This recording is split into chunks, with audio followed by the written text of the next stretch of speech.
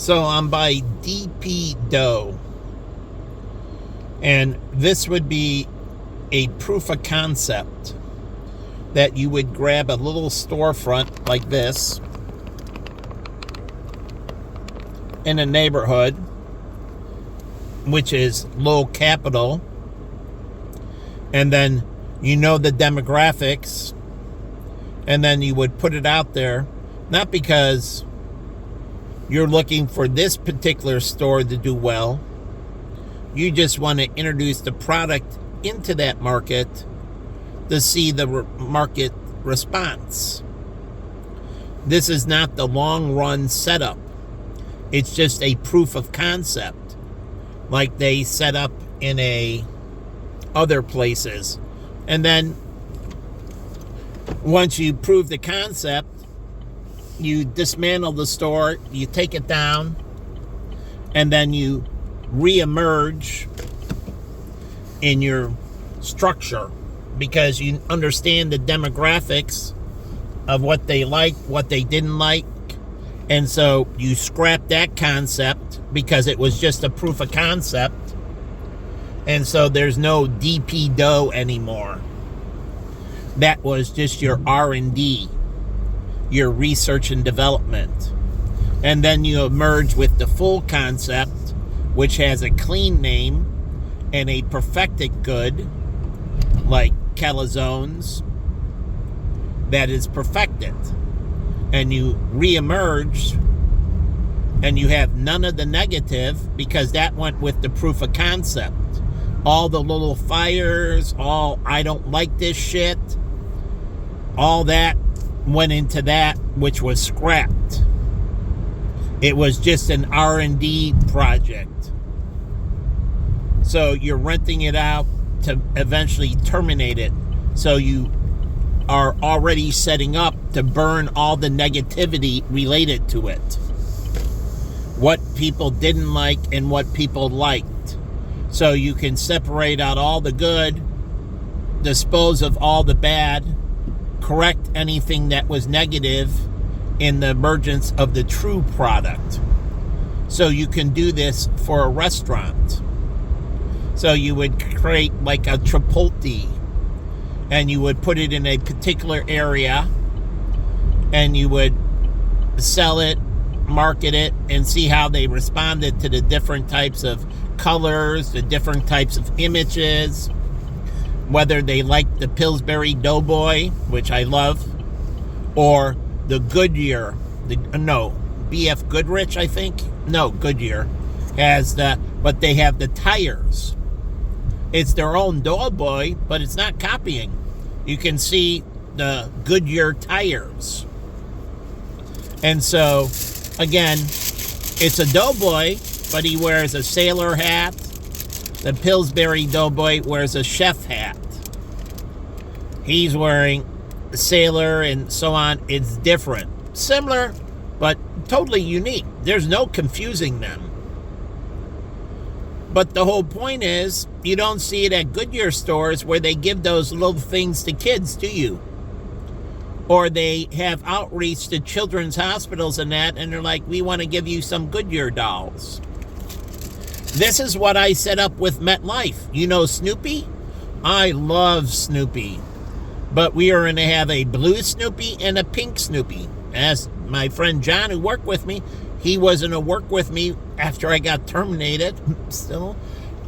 But we never ended up moving forward. But he came from a technology company.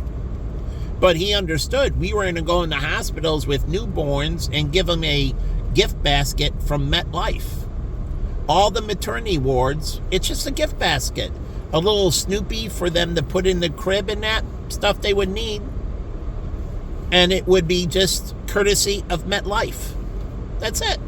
And I had a pink one for if they had a girl and a blue one if they had a boy. Not traditional Snoopy colors, but the MetLife dog I was going to use and go into maternity wards and just give them a gift of a thank you. But I wanted to stay in the crib and something they could remember. So it had to be well done. It had to have waterproof, meaning You spill on it or wipe food on it, and it just cleans. It repels dandruff and all that. So it's allergy sensitive. And I had this whole thing lined out.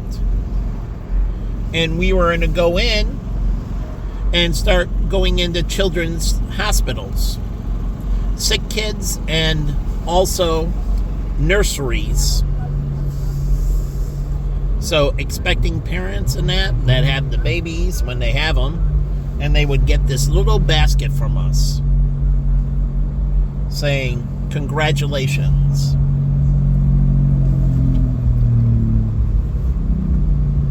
Think of us. Truly, it comes from us and have where it came from and everything else. So the agent can put their card in there, but it's just a gift. We don't get contact information. The hospital has all the privacy. We don't know who they are.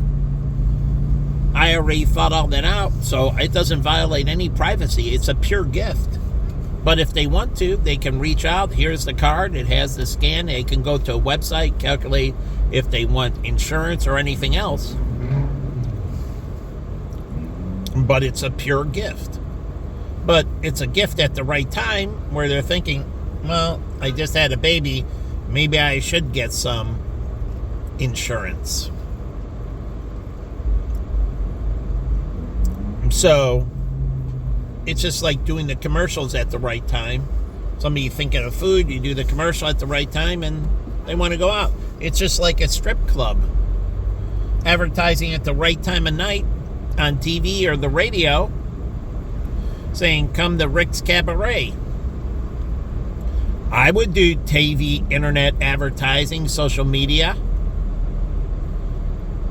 but at the right time. We used to go to this because they closed at 1. We went before we went to Dirtbags. So we go there earlier and hang out for a few hours at the strip bar and then hit Dirtbags around 11 o'clock.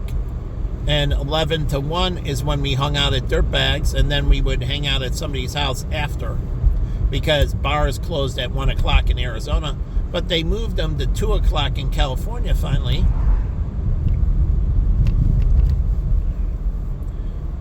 But the whole point is, the problem with Chicago is you don't want rush hour traffic overlapping with people coming out of a bar. That's the problem, where they don't have that in Arizona. There's a big gap, so they don't get a lot of incidents when traffic starts getting heavy from all the people waking up in the morning, even on weekends, where Chicago, you get the overlap. So to make it work, you have to be more ruthless about intoxication at bars. The only way you can have 4 or 5 o'clock licenses is if you become a Nazi, because you don't want them getting out at 5 in the morning, 4 in the morning, and then they get to the car, it's 4:30, and rush hour is starting to build on the morning rush, and then you get the drunks, and this is where you get the accidents, because of the overlap. So you don't want the overlap. So you have to be ruthless. So public intoxication and all that. The police see you stumbling down the sidewalk, they can stop the car, get out, and ask you to do a sobriety test. And then you don't pass the sobriety test, they ask you, what establishment did you come out of? You get a ticket, they get a ticket. Once you get busted, now if you drank at home, I want to go back to the liquor store. If you drink at home, I want to know if you had any liquor purchases that day. If not, then that's fine. That's all on you. If it was before, but if you went into a liquor store, which many of them did, go into 7-Eleven and buy while they were drunk.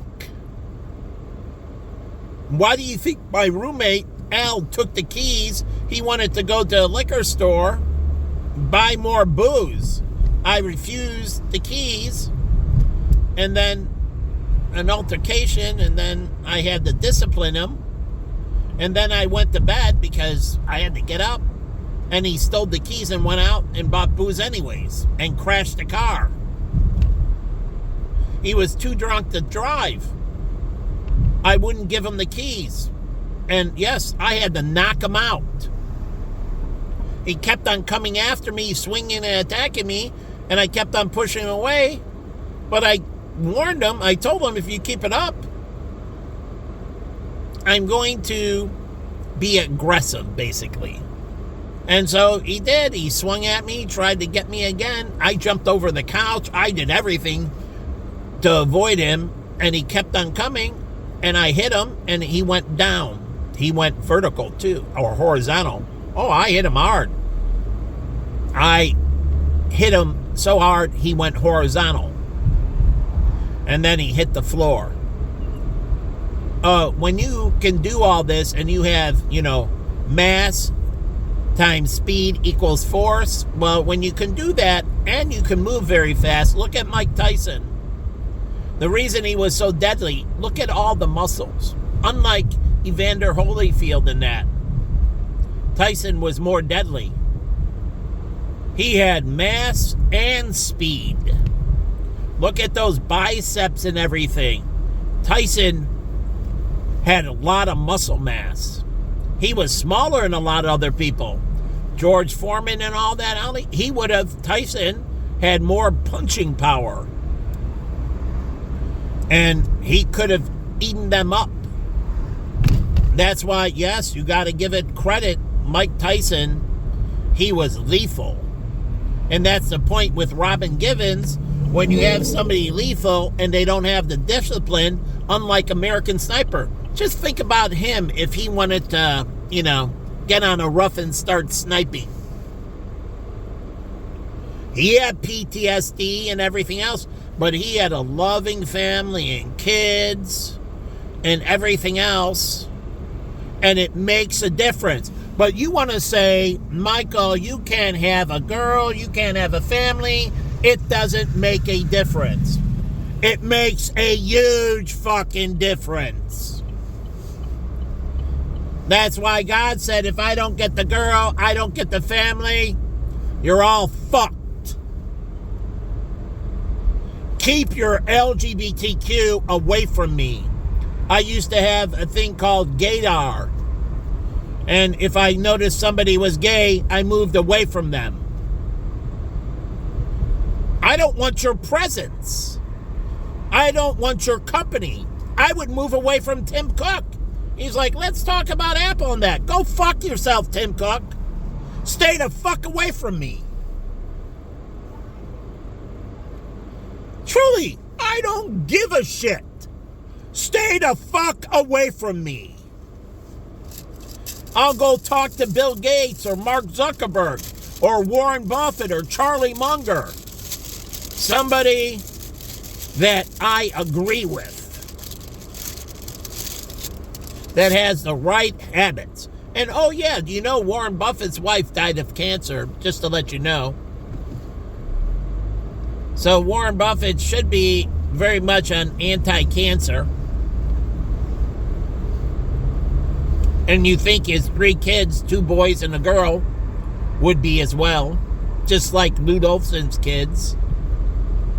He was the coach of the University of Arizona and Lute. You think they'd be Mayor Daley, his wife Maggie Daley died of cancer. You think he'd be anti-cancer too.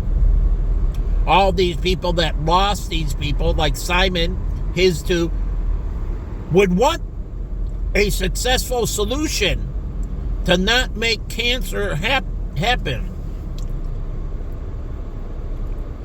Now let's take Simon. He treats cancer. He doesn't want anyone to have cancer because his parents died of cancer. He tries to save people, but he does all kinds of other stuff. He doesn't care if cancer goes away. He's got all kinds of other stuff. He can do hair transplants. He does all kinds of other stuff. So it doesn't matter if it disappears to him. It would be a good thing. We had conversations. He doesn't want it to continue. And he's a cancer doctor. He deals in melanomas. And we're going to have big melanomas from space. Just like this product. Bouncing my phone around. Again, the city not taking care of its shit.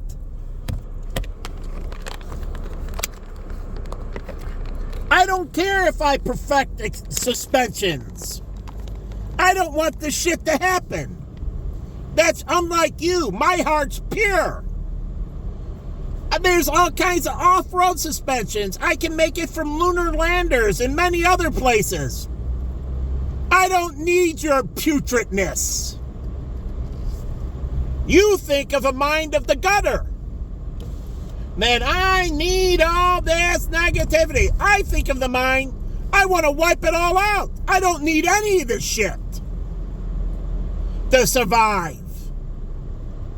You're a one-trick pony who is with your demons and satanic pieces of shit, ruining my fucking life. But Paul, I've been with cardiovascular surgeons and that. If that shit went away, that's okay. Highly skilled. I can adapt. There's a lot of other things that I do. Like, I could just go to make sure they get optimal heart health, and we'll do a strength and conditioning program, and I'll work with them, and I'll bring them to whole new levels of health by optimizing their heart. I can make money in a lot of fucking ways. I don't need heart attacks.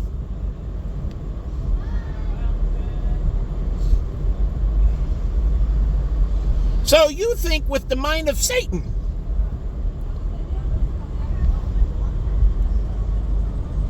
I don't think the mind of Satan.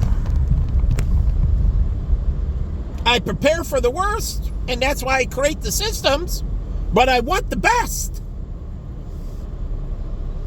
You give me the worst, and you ignore the systems that would force them into the best. So you're demonic. God doesn't want you. You're not sanctified. You're a piece of shit. There's no way you're going to fucking heaven with that heart. That's why good works does matter. And when did I figure this out?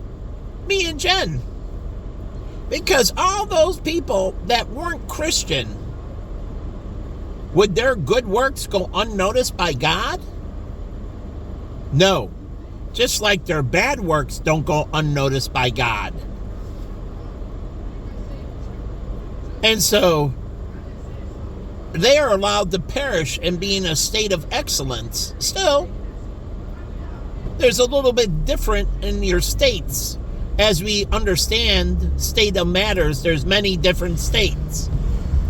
And they're just in a different state of matter, but still very blessed.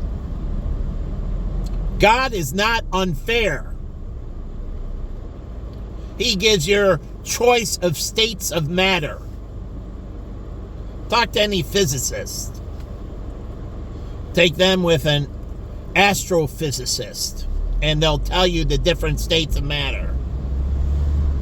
So I had to come to this conclusion because I thought it was unbelievably unfair. And before I could fully commit, I had to understand this premise. And I understood the premise. So just because you don't choose Christianity doesn't mean you're condemned. Make no mistake about that. It's not blasphemy. God gives freedom of choice as he gave me and showed me.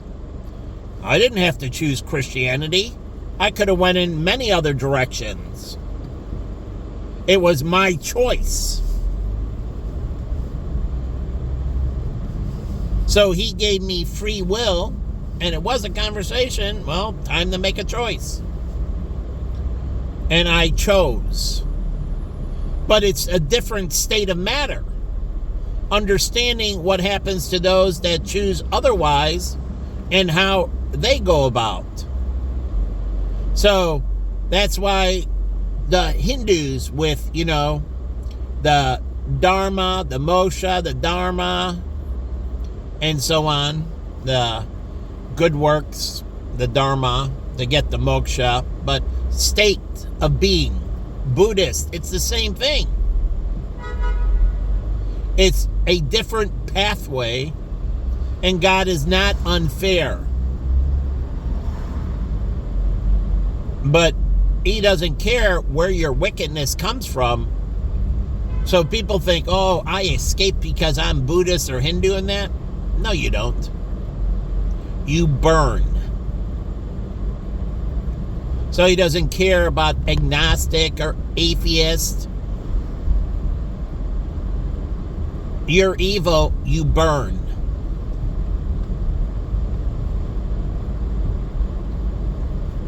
So again, here's Sugar. It's a bar that's been closed but should reopen. It closed because of bad management. And I miss Slurping Turtle, and I love Anne and miss her even more. But I don't see her. But we used to have great times eating and being together, and we shared good conversation. And I could be fair. One time at lunch, I told her that she needs to be more of a debutante. Meaning, she needs to round off the edges a little bit. She tends to be a little rough. And I told her she needs to be more like her sister Alice in a way. She needs to refine herself. Not lose herself, but she needs to refine herself a little bit more. And what did she say to me?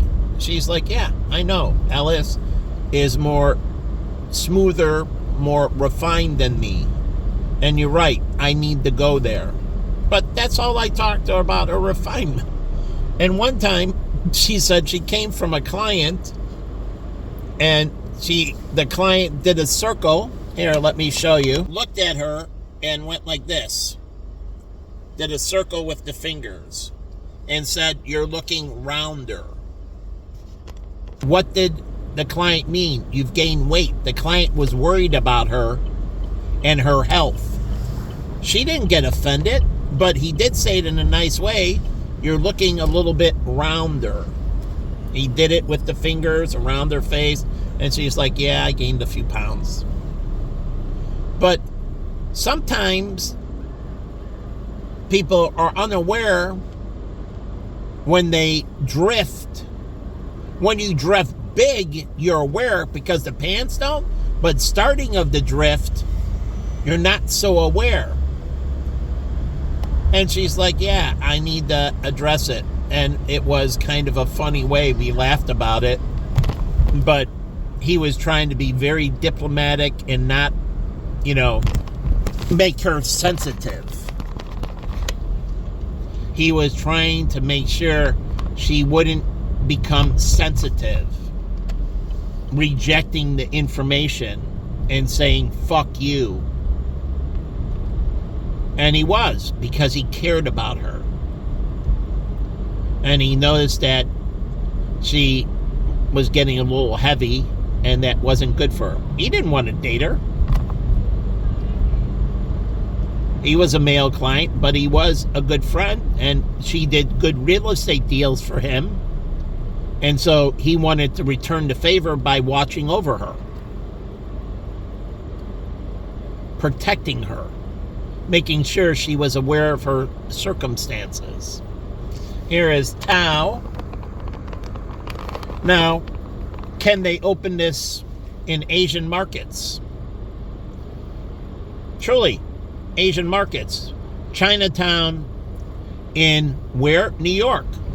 Chinatown in San Francisco. Chinatown in Los Angeles. Can they replicate it? There's 50 Chinatowns around the United States.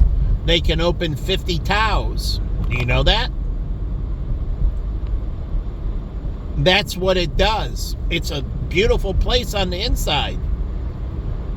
But can they open 50 more of them? That's the question. Just like Randy Gerber did with the W.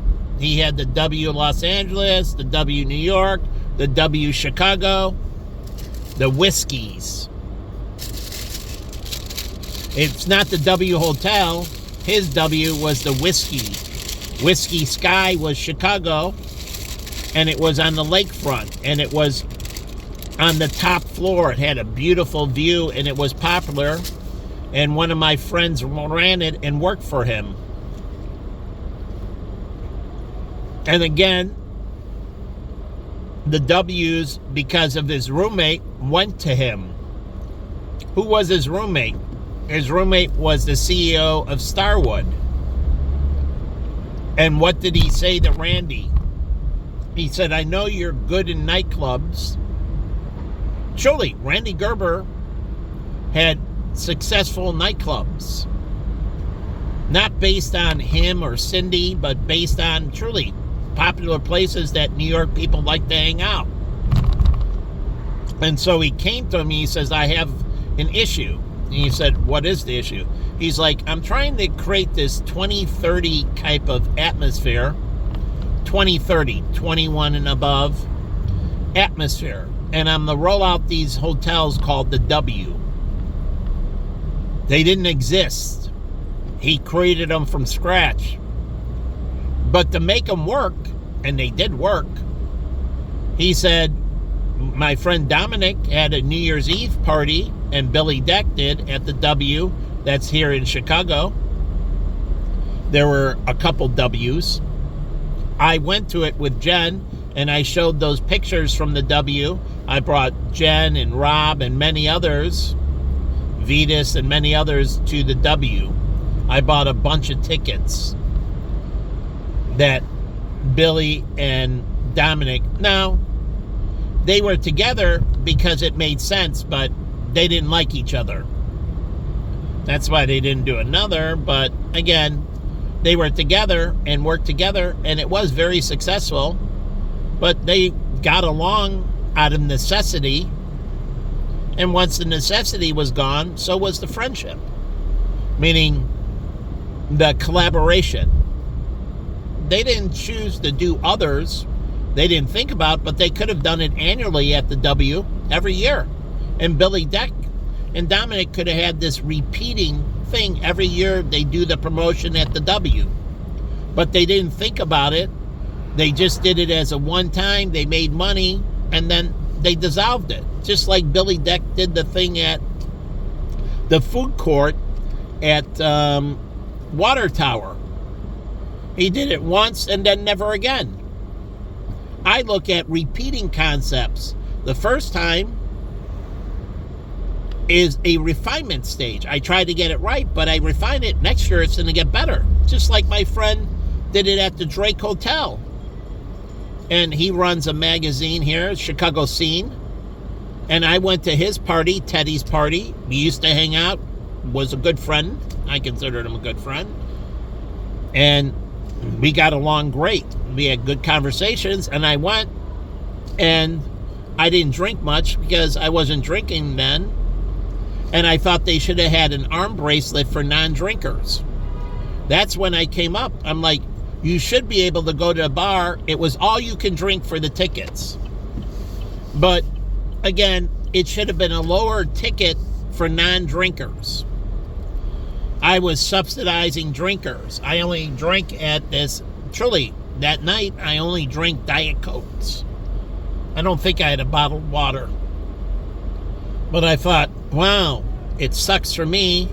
And all these things, like I go to these tickets and that, and they're all you can drink things and that. Which, isn't that great if you do all you can drink, but you put a limit by being able to be intoxicated? Oh, doesn't that save all those people who do all you can drink a lot of money? Yes, it does. Because it doesn't mean you can drink until you puke and pass out. You can only drink until you become mildly intoxicated. Once you start moving it up in the legal limits 1.0, so you get cut off at 0.8. And then you have to move to non-alcoholic. So anyone doing those parties, and you can do one with a glucose monitor. You can do all you can eat until your glucose level reaches a certain height. And remember, there's no prick needed anymore. And you just come over and you're like, sorry, you have to move to the salads and that. Truly. Your glucose level's too high and you got to go to the salad bar. It would save them a fortune, and all you can eat. My friend Jeff would ignore the salad bar, and we would go to, one time I went with him, I ate the salad bar. It's a beautiful salad bar at the Brazilian Steakhouse. But no, he didn't eat, and then when he went there, he looked only for the most expensive meats. Remember I told you about the Chinese seafood bars? These are Chinese people that serve these all-you-can-eat to Asian people. And I noticed this. They would go for the freaking crab stick. Not the crab sticks.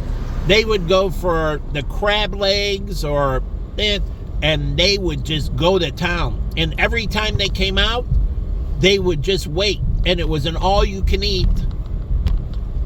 And they wouldn't eat anything else in between. And then they wait for the tray to be refilled with all these Alaskan crab legs, and they would go up with their plate and scoop them up and eat them. And I would go, and I'm like, I can't even get any. Every time I went up, they were gone immediately. Once they went up, they jumped out of their seats and went up, and they would occupy the seats and sit there. You know it takes a lot of seafood to fill up? Oh yeah, when you're not eating fiber in that, and then you're eating seafood like crab and lobster and that, you can eat a shitload of it. And it's expensive. And they just wait and don't eat anything else, and they constantly wait for it to be filled up. Chinese people, those buffets, they make money on people like me, where I want to try the other things. Those people just went straight for the highest value thing. Like Jeff, he's Jewish, and he makes money in his business, and what happens? He wants to get every penny out of it. So my friend Jennifer, who's Jennifer Kim, not my ex, but I would like her. I don't know her well, but she's part of SIA, and she got out of the Korean market. She was getting sick of it because they were looking to squeeze every cent. They had the eye on her pocketbook and every penny she made, and they made sure that they squeezed every penny. And she's like, I can't make any money. I make money on people like you, Mike. White people.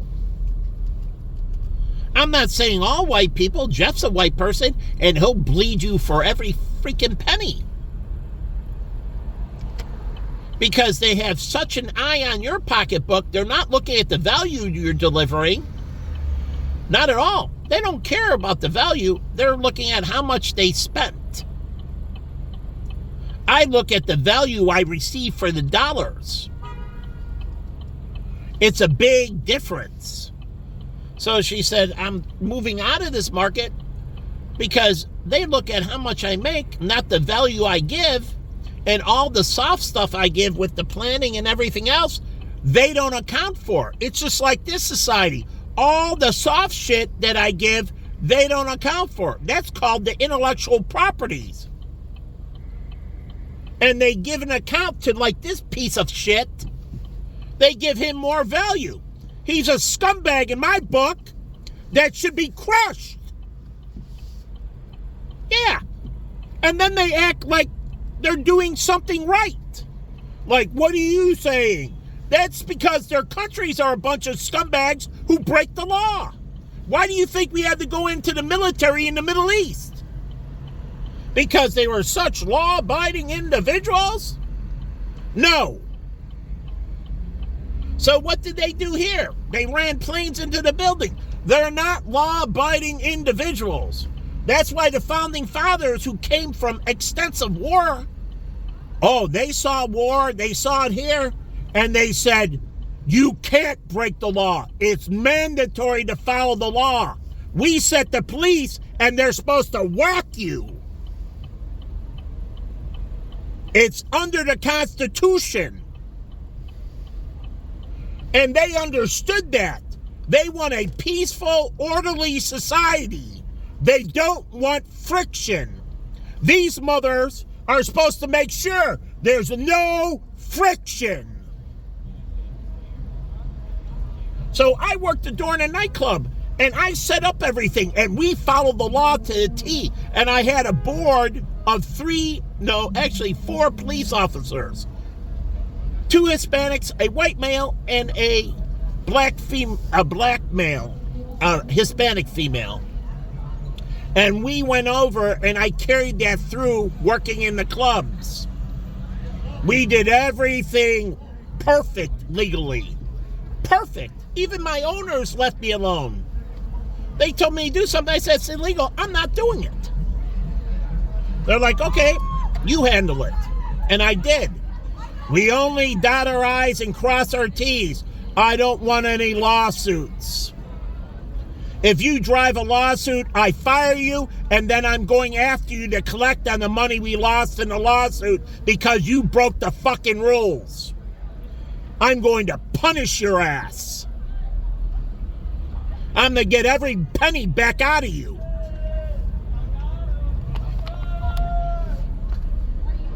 So when I run places, we follow the law to the T.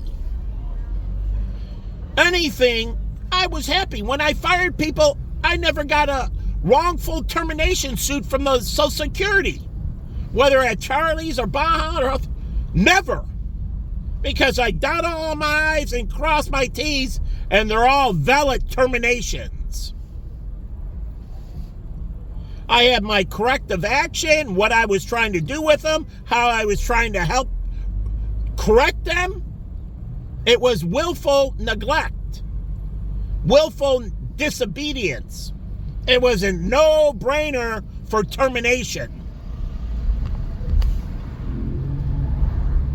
So, unlike you, I don't want problems. What do you think my elementary school? An iron fist. I beat your fucking ass. I don't want problems. And so it was nice and peaceful in our school. Do you know our elementary school did not have any gangs? I was anti-gang. I could control the elementary school. You tried to form a gang, I'd beat the fucking shit out of you. Because I would reason with them, and they would refuse my reasoning. Why do you think we have a military? We have diplomats. We reason with them. When they refuse our reasoning, we fucking bomb them to fucking oblivion. We vaporize their motherfuckers. That's the point. It's going to happen with you, with me. You're not listening to reason, so he's going to vaporize your fucking ass.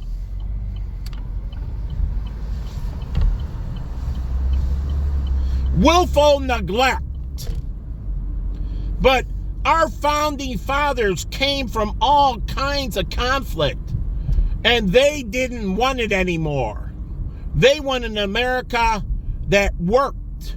They wanted an America that was peaceful.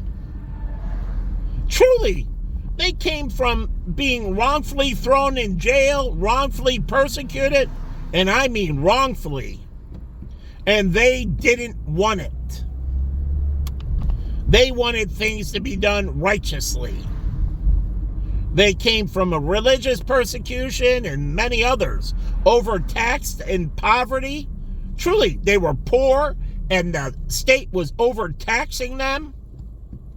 They came from all kinds of disadvantages. That's why the Boston Tea Party, no taxation without representation. That was part of our founding fathers. But how about the things you've taken away from me? Where is my representation? 10 years the police have been hanging up. Lawyers have been hanging up. Everybody. And you just do it to me willingly, and they don't sock it to you. But if I raise my voice, you kick me out of 100 places. And you allow these pieces of shit to do what they want whenever the fuck they want, and you constantly stick it to me. And they're the threat.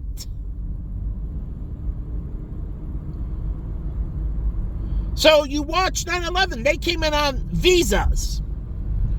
Work visa, educational visa, tourist visa, and they didn't do any of those. And they didn't check the sure. But my system, it's transparency and accountability. How are you going to move money? I need to know where that money's coming from.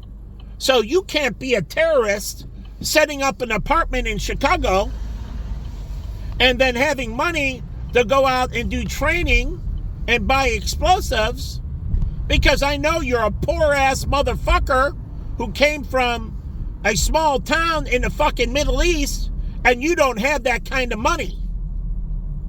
And when I give you a Pell Grant, I watch where the money goes. I know your rent.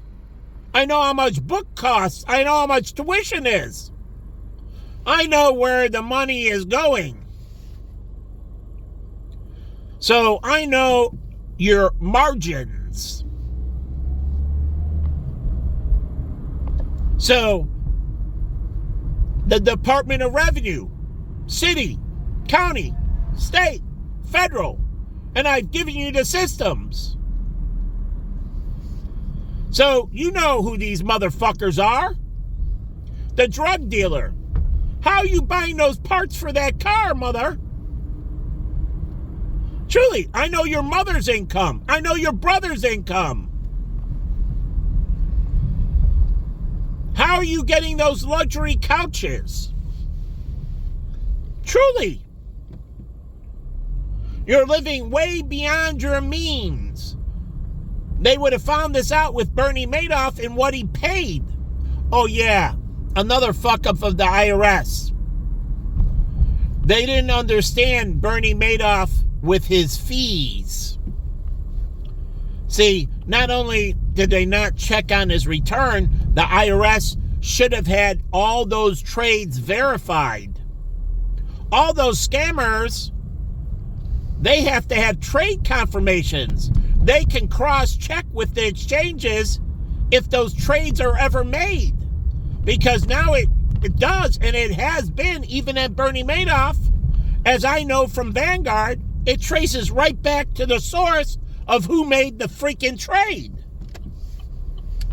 But the IRS, they didn't do any trade confirmation.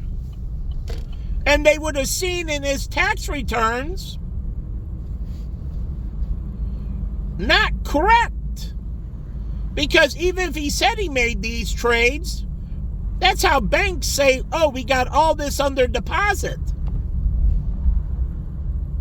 Money laundering.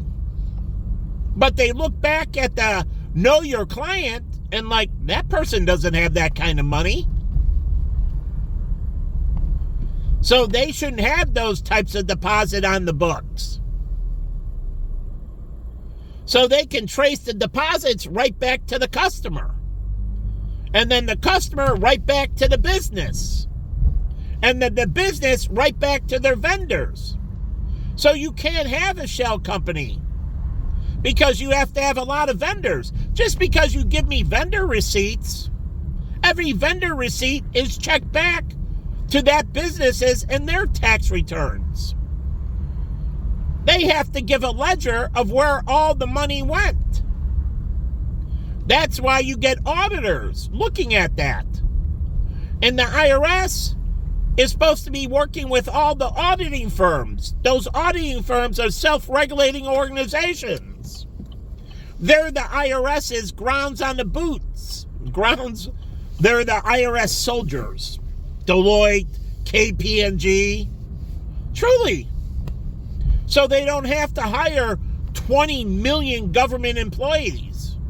They allow private industry to do it. They set up the criteria for the audits. So the SEC overlooks them with the IRS, making sure they're auditing that those goods are really produced, that they're really buying the mining material, and they're really forging the mining material, that it's just not a paper trail, that really goods and services, that logistical firm really carried 1,000 pounds of coal to them, and that coal was processed, and they look at the end output and they made blank amount of energy. So with radioactive, counting for what? Radioactive fuel.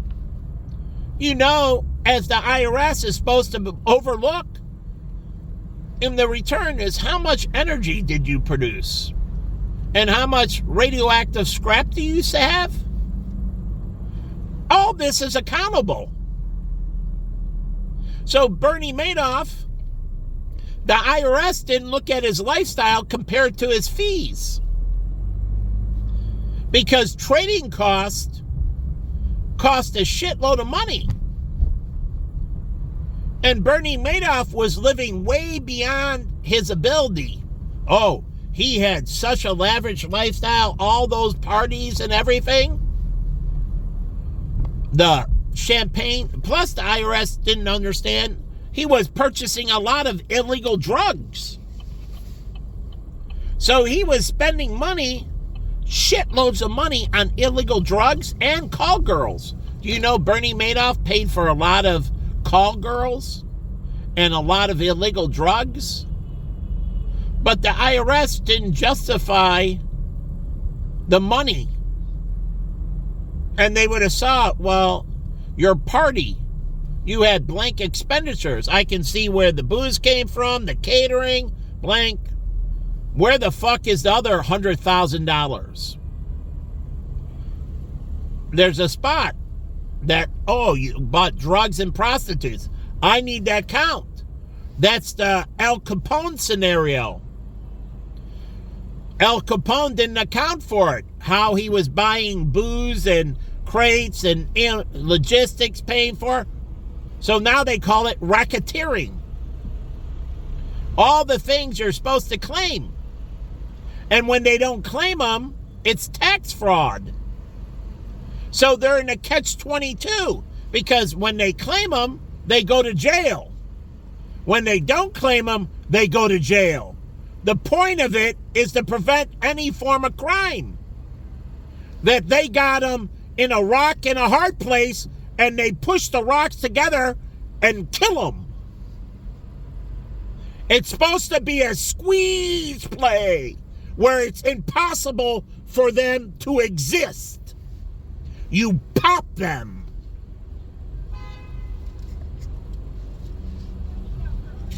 So they didn't account for all this. So he got away with it. He was living way beyond. His parties and everything were way more lavish than his fees could justify. And what happened? That means other financial planners couldn't compete. And when firms cheat, they're able to give away stuff they couldn't give away. And Bernie Madoff threw the most elaborate parties ever because the fees weren't accounted for correctly. And if you accounted for the fees in that, his returns would have been astronomical on a yearly basis. And then the trading costs from that and how much he was paying his employees. How many CFAs did Bernie Madoff have on duty? Truly. How many highly technical traders? How much computer infrastructure? How was he crunching all the numbers to make the trades? All that cost a fortune. Bernie Madoff had none of the infrastructure that you needed for a hedge fund. Zero of it. He didn't have these people hiring him from Harvard and MIT and everywhere else. But some reason, he was able to do what he was doing. None of it passed the smell test. It's very easy to figure out they don't have the capacity.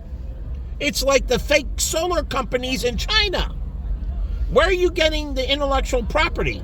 Where are you getting the machining? Where are you getting this? Where are you getting that?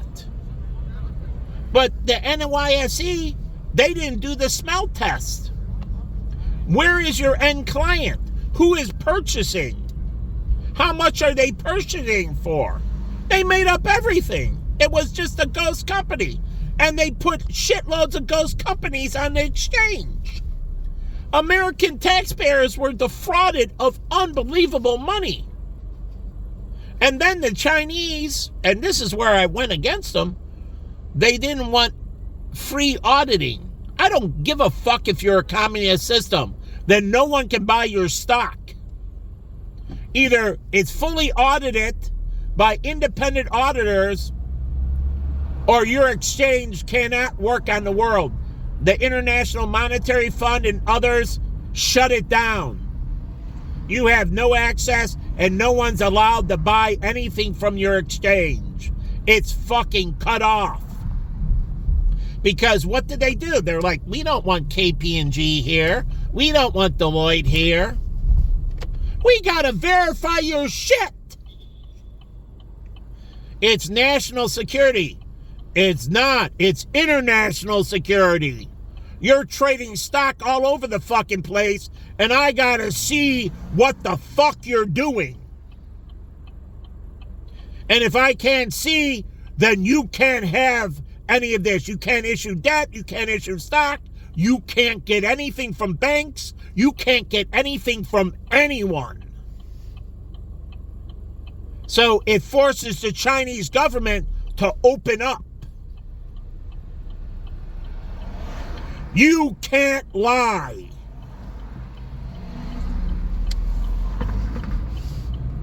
So these places around the world lie. I got these people.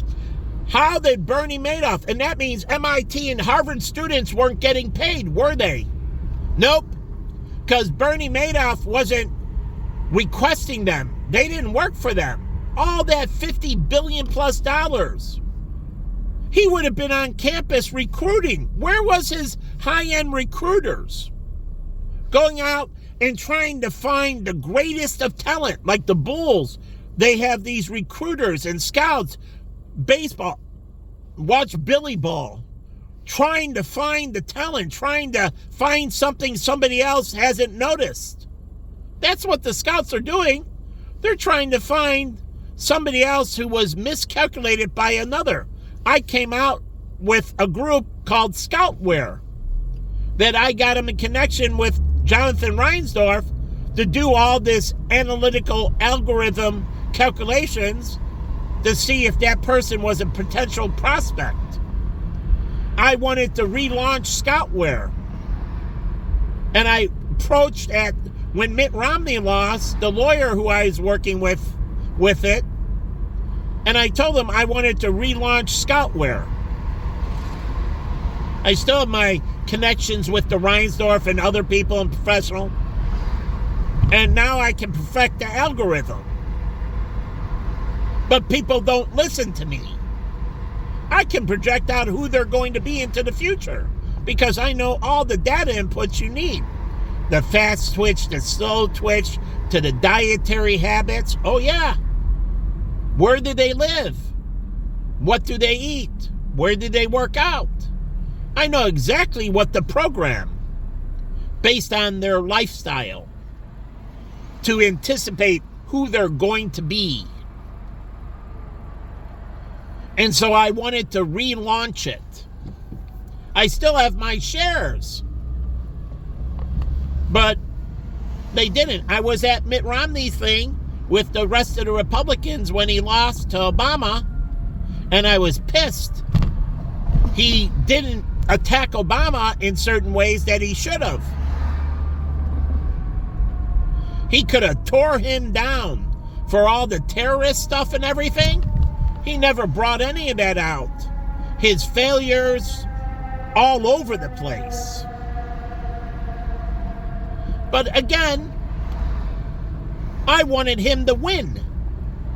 And I was with Michael Kang, and I introduced him to Tom Canepa,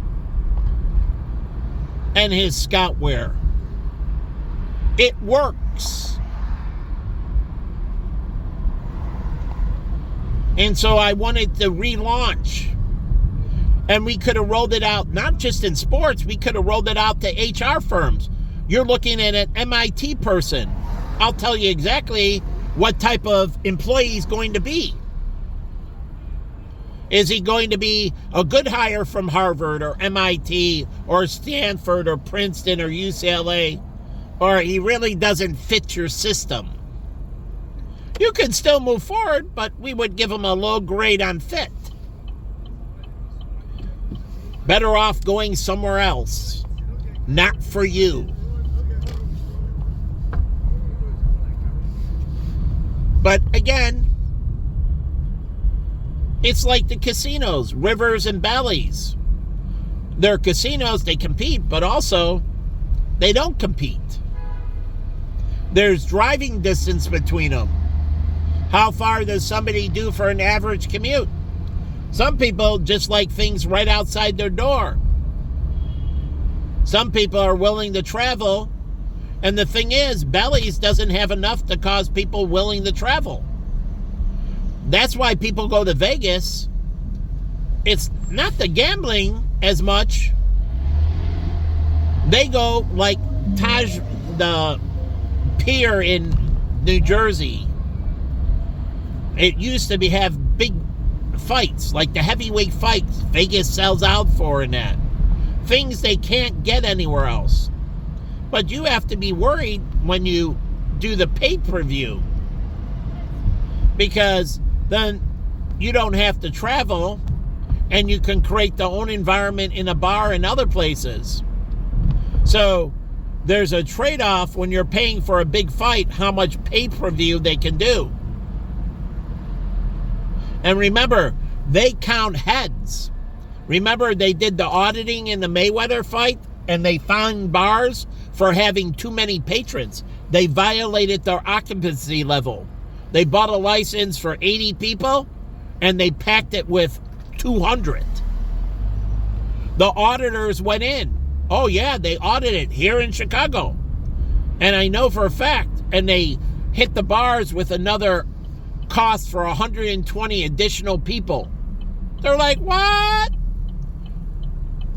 That was black market money. They weren't claiming it.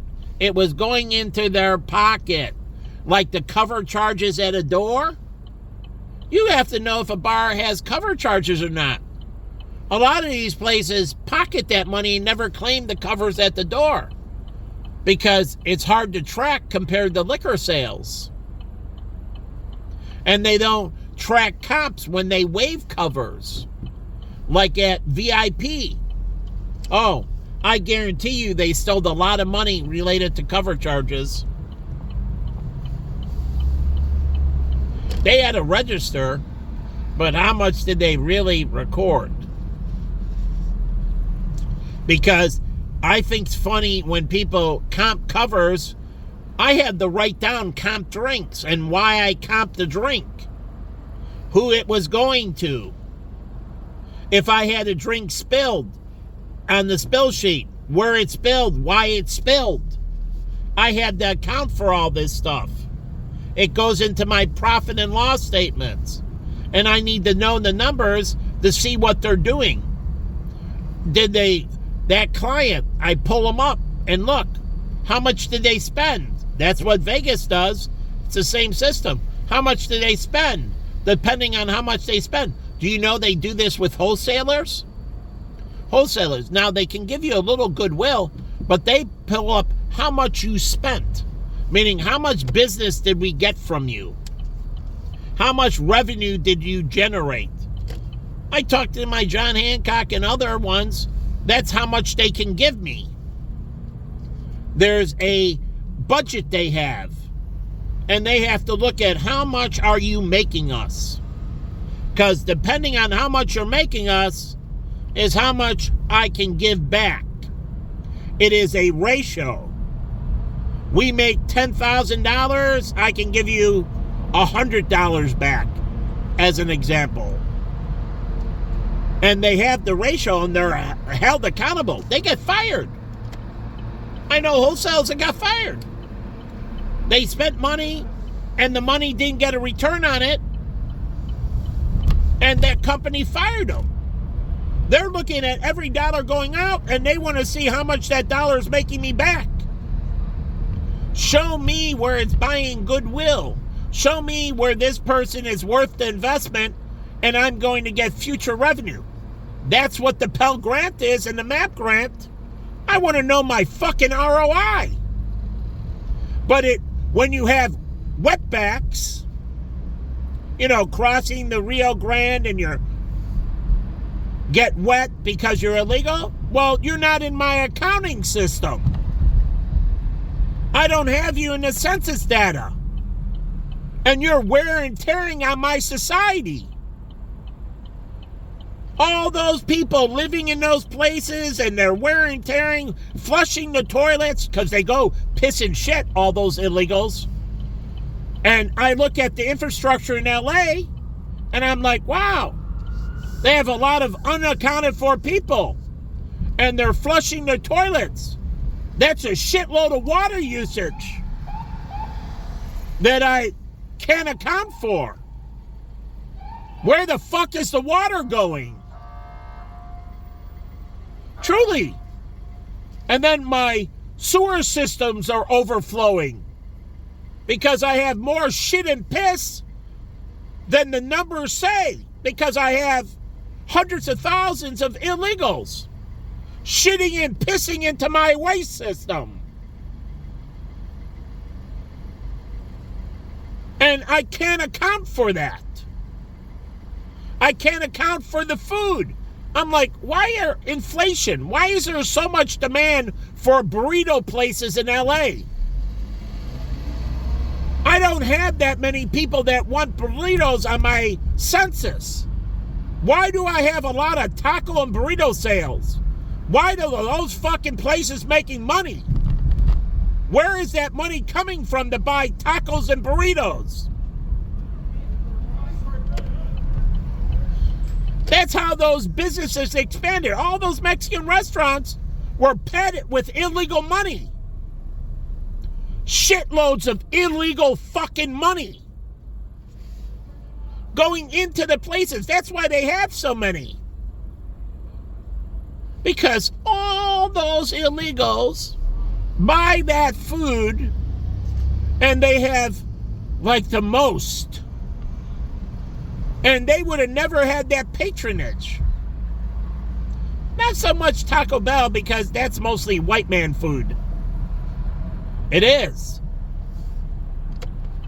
But Taco Bell has a lot of competition that they would have never had from these mom and pop burrito places. Truly, like in Tucson, El Charro has so much competition because the illegals don't go to El Charro. They go to the burrito places downtown and everything. And they have all these other alternatives. And that means El Charro makes less business, less room for El Charro to expand. They didn't understand how they were screwing themselves, turning a blind eye.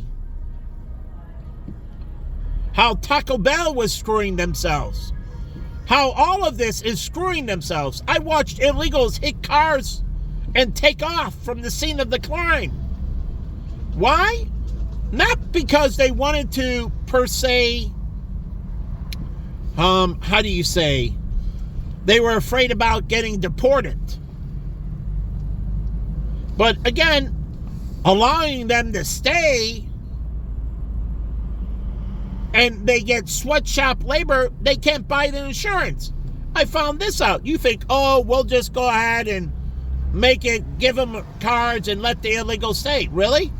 I found out from my Hispanic guy that sells auto insurance into the Hispanic community. He used to sell life insurance. And he said they lapsed on their premiums. He would have never made it. He went into auto insurance. The only reason he made it, the government made it mandatory. But he says, illegals, they hurt my business. They fly under the radar.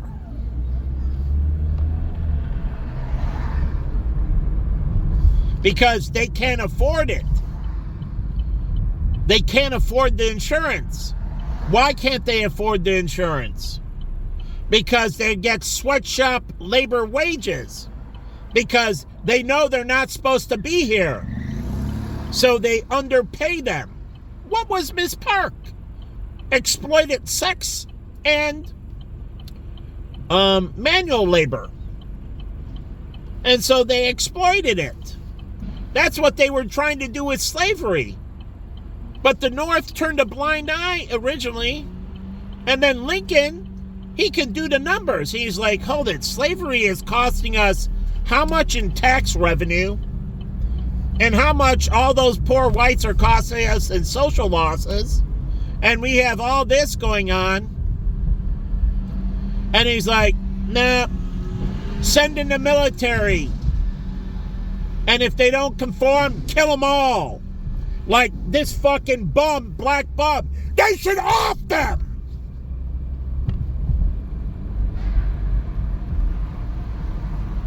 Another tax on this community.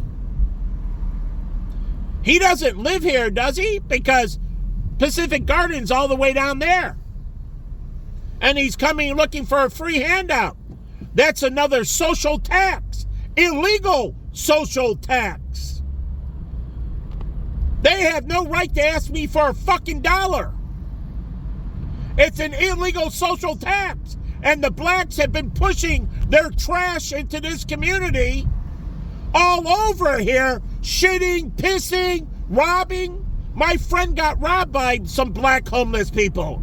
He was an Asian kid. His family was hurting for money. Jimmy's family gave him an interpersonal loan, $5,000. They mugged him in the alley off a state, stole it.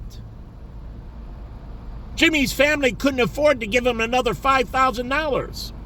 He had to pick up extra jobs and everything else, trying to make up for the stolen money. The black bums rolled him.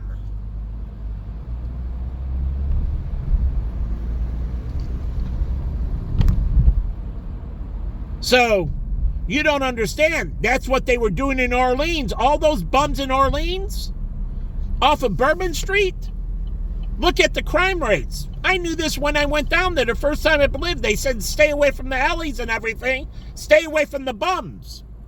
They're known to roll you. You get drunk, and they can take advantage of you because you're weak, you're impaired. So they can roll you. And that's what was happening.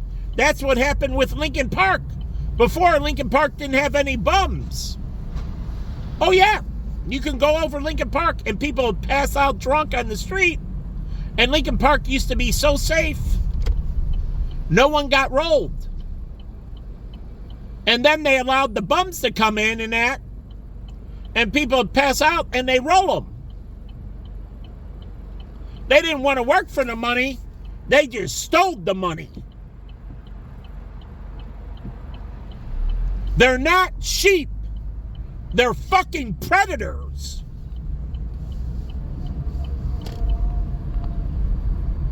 They act as their sheep. They didn't get there because they were sheep. They got there because they did all the wrong fucking things. What do you think they have to repent and reform? Just like Jim Cramer, he became an alcoholic. So did Larry Kudlow. And they lost everything. They had to repent and reform. And they had to work their ass off to regain their life. And they did. Their life went straight down the tubes.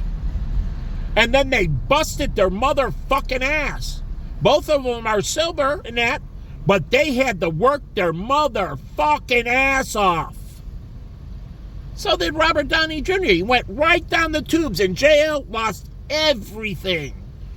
Had to work his ass off, stayed pure. Nothing given, everything fucking earned. An opportunity is nothing. You got to earn it. You got to be clean and sober. You got to be free of crime. You got to prove to me you're worth the opportunity. You're not just given an opportunity. You have to show me from AA and everything else. That's how they judge you in court. They want to see all the good work. If you want an opportunity, show me all the good work. But I showed the way the people that tried to scam the system. They're just doing it to get out of jail. But these people that are working, they're not scamming the system. They want a job, but are really they scamming when they go into the work? They sue for racial discrimination. That's what the black guy did to the Highland Park Police Department. I read the case. He set him up. I knew what they talked like, how they acted, and they brought him in. And HR didn't correct things and say, okay, well, there's this and the because my friend Rich, who I went to high school with, he worked for the Highland Park Police Department. He was Hispanic. And he grew up with a chip on his shoulder and was beating up white people with the badge. They fired him. They should have put him in jail. But he was beating up people with the badge. He had a problem in high school underperforming, and they didn't deal with his underperformance. And he did. And he became very disgruntled. Isn't that what the definition of the Boston Bombers? The one brother was underperforming. The other brother was overperforming. Was very happy, had lots of friends. Read the profile. The other brother was struggling, was underperforming. They didn't reach out and try to say, okay, you need some extra tutoring. We need to pair you up. We can get you into Big Brothers, Big Sisters. Oh, yeah, foreigners can get Big Brothers and Big Sisters. We had them in fraternity, Big Brothers, and we used to have Big Sisters, but they got rid of the little sister program. But for pledges, they were Big Sisters. So you actually got assigned a Big Brother and Big Sister in the SIGEP fraternity. But the reason it ended, because they weren't supposed to be sexually touched. And the fraternity members started hooking up with them. And that wasn't the program. The program was supposed to show them disciplinary so they abstained from physical interaction. They were just sisters. It was to prevent incest in that. Truly. Teaching them to withstand, to be able to go around women and have a mature, truly, just women in general, and have a mature relationship. That was the essence. They had to cancel. They need to bring back the program. We were the only fraternity that had that. And pledges would get a big sister and a big brother. It was for their maturation. It was done right. So I believe in hazing. But not hazing to be cruel, hazing to produce good people, hazing for a point. So I believe in the fraternity system. And I believe in hazing. but constructive.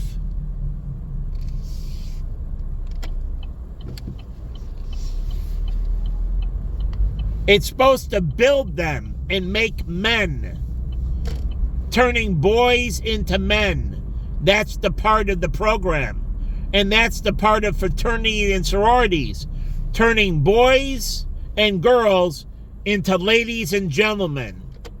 That's what fraternities and sororities are supposed to do. They refine them. And they produce ladies and gentlemen. University of Arizona. Here. University of Arizona. University of Illinois. What do they have in common? Does anyone know? They have two of the largest Greek systems in the United States. We were number 1 and 2 for Greek systems when I was in school. They had the most houses and we had the biggest houses. We had huge fraternal system. That means fraternities and sororities. That's what they were known for. Huge fraternal system.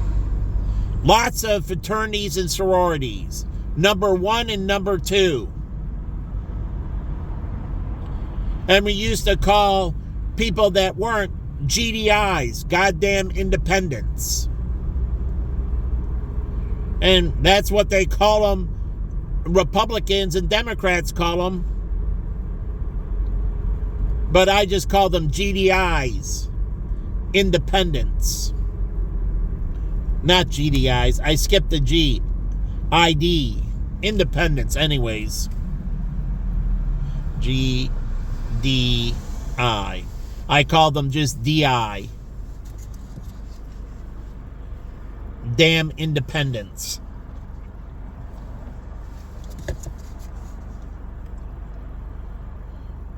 Because they influence as well.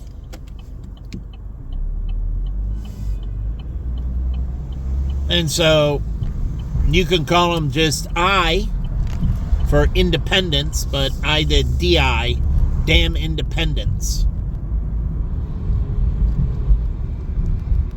But the whole point is that it's supposed to raise people correctly. These are finishing schools. And then we had, at the University of Arizona, we created TRADI, traditions.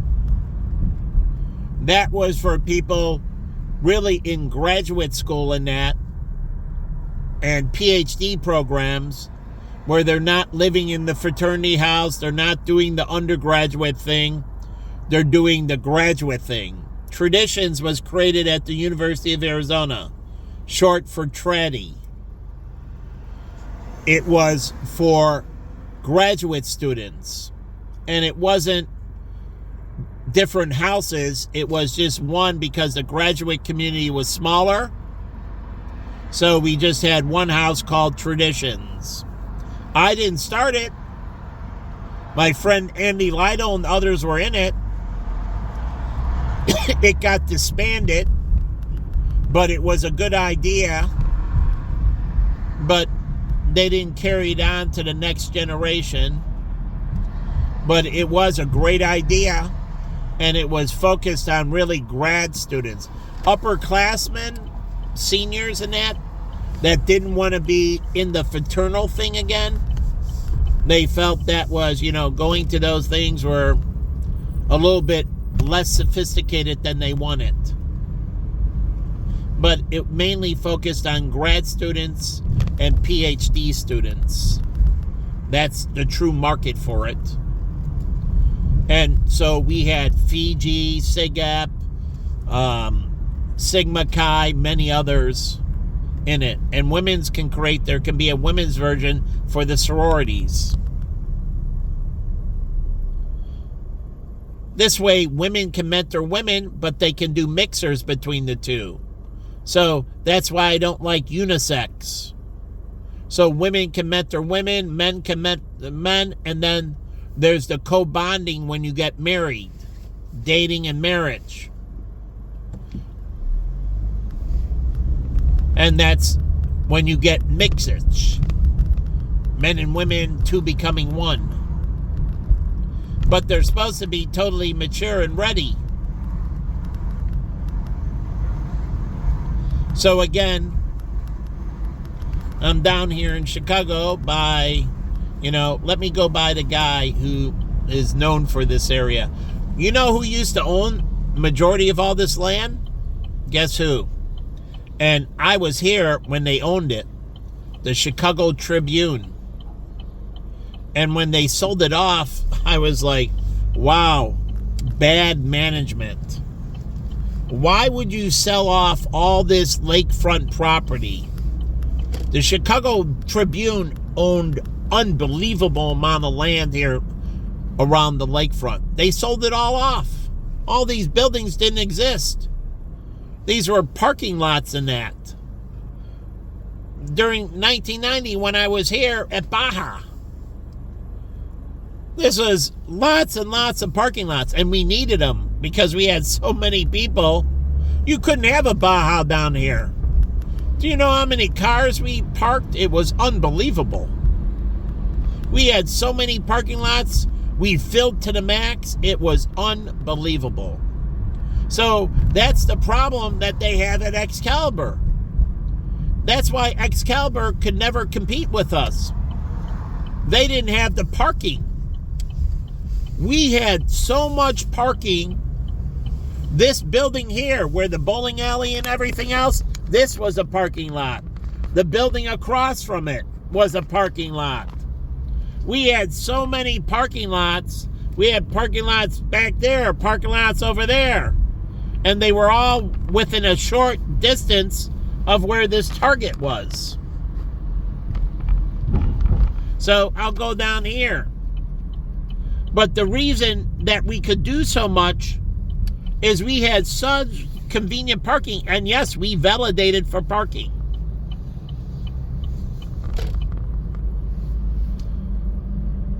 But we also had a shuttle bus where we brought people in and dropped them off and picked them up.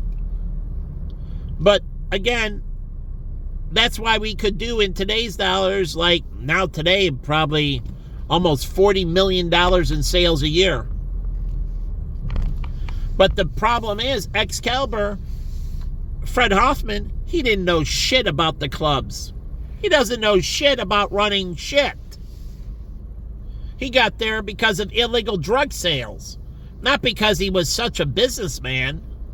It was the limelight. He was just a low-level guy. He didn't own it. He got money and then bought it. But the reason is, he couldn't run it. He didn't know what he was doing. He didn't understand all the strategies. He's an intellectual fucking moron. That's what you get with people with illegal drugs. And they make money from it. They start owning businesses like the cartels. They don't know how to run shit. They don't know about bookkeeping or anything else in a legal way. They don't know about marketing or anything else. They get their money for pure addiction. They do have price sensitivity a little bit. But you get Pablo Escobar, or you get, we have here from the Sinaloa, El Chapo. Ask him how to run a business. A legitimate business. Ask him, how do you make money? How can you market? How do you create these machines? How do you create that? Ask them. But they become billionaires and they don't know shit. That's what happened in Africa and other places. They don't know shit. And you get leadership that doesn't know anything and signs a contract with people, and they can't even negotiate a fair contract for their country. Like Venezuela and Hugo Chavez. He's burning in hell. He's a fucking piece of shit. But he doesn't understand it. Castro. He had to dump everything and his people suffered forever. He can't run a country. He doesn't know shit. That's why everybody starved in China under Ma. He didn't know how to run a country. That's why all these people like Ho Chi Minh and that. It was great when he died. People that actually knew how to run things came in. But these people, they don't know how to run a fucking country. And they're just political. Like we have Chuy Garcia or Barbie Rush or Barack Obama. He was good at lobbying people, but he doesn't have to run. He doesn't know shit. He's a good lobbyist, but he can't run a country. At least Trump did run legitimate businesses and knew how to run a legitimate business. But I wanted Carly first because she ran HP on a global basis, much more global than Trump. She was all over the world with HP. It was one of the largest technology companies in the world. It sold computers everywhere, and it had vendor resources from all kinds of countries. She knew a lot of movers and shakers, and I thought she did a better job of running than others. I gotta tighten this up.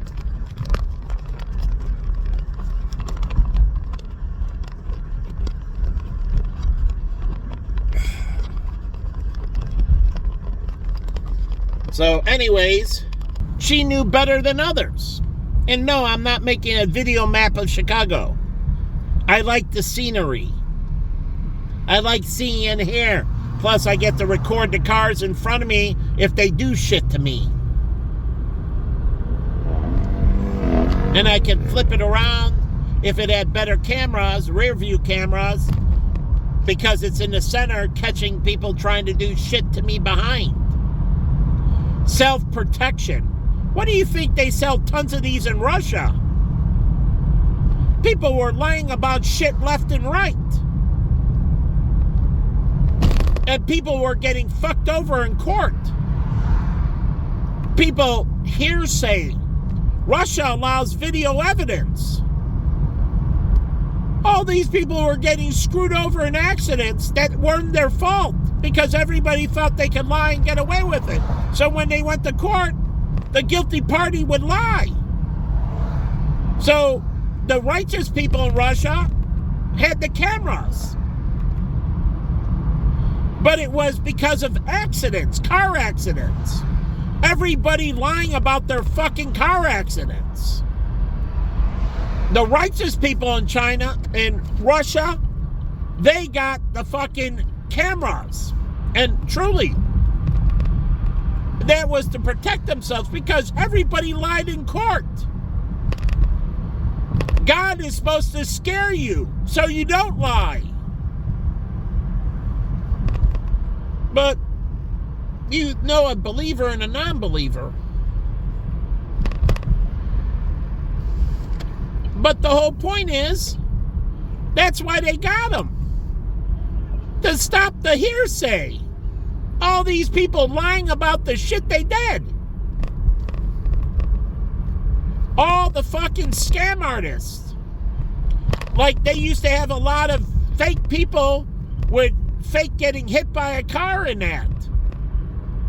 Like my friend Michael did. He had an Asian girl, and she was Asian, that tried to scam him. He turned a corner on a winter day, and she picked a very snowy day, very slippery, but the car couldn't move fast. And when he came around the corner, there was a car parked there, and she stepped out, and then they slapped the hood like that with their hand. You don't hit them, and then she fell down backwards. not in front of the car, and blamed him for hitting him. He's a lawyer. I helped him through the case. It was a fake case. David had the same thing happen to him with a girl trying to scam him in the parking lot. She happened to be a black woman. She slapped the side of the car, and then he's like, no, I'm going to go through my insurance. I'll give you my insurance. And she's like, no, give me cash. No, give me cash. And he's like, no, I'm not giving you a penny. You say I hit you, I'm going to go through my insurance. We'll call the police. And then she took off. She took off. She just wanted the cash. Just give me the cash to make it go away. Just like I told you, the cop, City of Chicago cop, pulled me over for a speeding ticket on Pulaski by Pulaski and Peterson. He finally got busted shortly after he did it to me. But what did he do? He said, you were speeding. I said, yeah, okay. He said, give me $100 and I won't give you the ticket. I said, no, give me the speeding ticket. He's like, no, just give me the $100 and we'll be done, and I don't have to write a ticket and you don't get points and have to go to court. And I said, no, give me the ticket. And then he finally said, just get out of here. This is what they're wrong with. Give me the warning. A cop comes up to you and does something. I want a written warning. What do you mean you want a written warning? You just disciplining me. I want a paper trail. I want a written warning. Get out of here. Call 911. I just had an officer who told me that I did this action incorrectly and I want to document it for my files, that he's not, in essence, harassing me, that he's not targeting me. So I want a written warning. So I have documentation of our physical interaction. And every time we interact, I want a warning. You say police harassment. Well, get a warning every time they pulled you over. Black people don't understand this. They don't have good lawyers or good people in the community activists that understand this. Get a warning, even a verbal warning. They have warning tickets and they need to document it and they need to give you the code and everything else so you can look it up and what you should have done. But also, this is your paper trail for harassment. So every time they come and do something with you, which I haven't been doing in Buffalo Grove, I want written warnings. I want documented physical interaction so I can sue them for harassment. See, it becomes hearsay when you don't document it. But every time they interact with you, they have to issue a warning. Why did you pull me over? I want a written warning. This is the check and balance. Getting out of he said, she said. So if they're truly harassing you, the written warning, they got to turn it in. Because if they don't, and you have all your copies, which you have a copy, and then you sue them, then they get tampering with evidence, because that's evidence. Because in disclosure, they got to turn over all the warnings. And you're like, I got blank, blank, blank. Where the fuck is this warning? Oh, well, it didn't get submitted. Well, that means somebody's going to jail for evidence tampering. Because my copy here means there should have been a physical copy going in. And don't give me the bullshit they lost it. Because I watched in the police when they took complaints. And they would take it, write it down. And then once they hung up the phone, do you know what they did? They balled it up and tossed it into the trash. But why did they write it down? Because they had to fill out the form, so they asked the right questions. So they were acting like they were documenting. But once they were done with your call, they would ball up the form and throw it into the trash. Warning or complaint never submitted. So the Inspector General didn't understand lots more complaints about the police than actually got disclosed. Shitloads more complaints than got disclosed. They would cover up all the complaints about an officer. I watched them do it in the 13th District. They wrote it down and everything, and once they hung up, they balled it up and right in the garbage. That's the blue shield. But then you get shitty policing because you don't know what's going on and how the public is responding to you. And then you get things like the LA riots. Because what they do to you is not reported, and what you do to them is not reported. And this is how you get terrorists, how you get race baiters. But you think my thing is racial discrimination. It has nothing to do with racial discrimination. It's how the wicked create problems. They disguise themselves in justice. They're pieces of fucking garbage. So I watch them on both sides because the cops are supposed to document that person did this to me. They verbally assaulted me.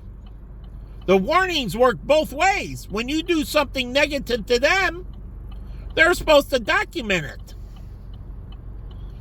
Blank, blank, blank did this to me, and then they can give you your notification. You can refuse it.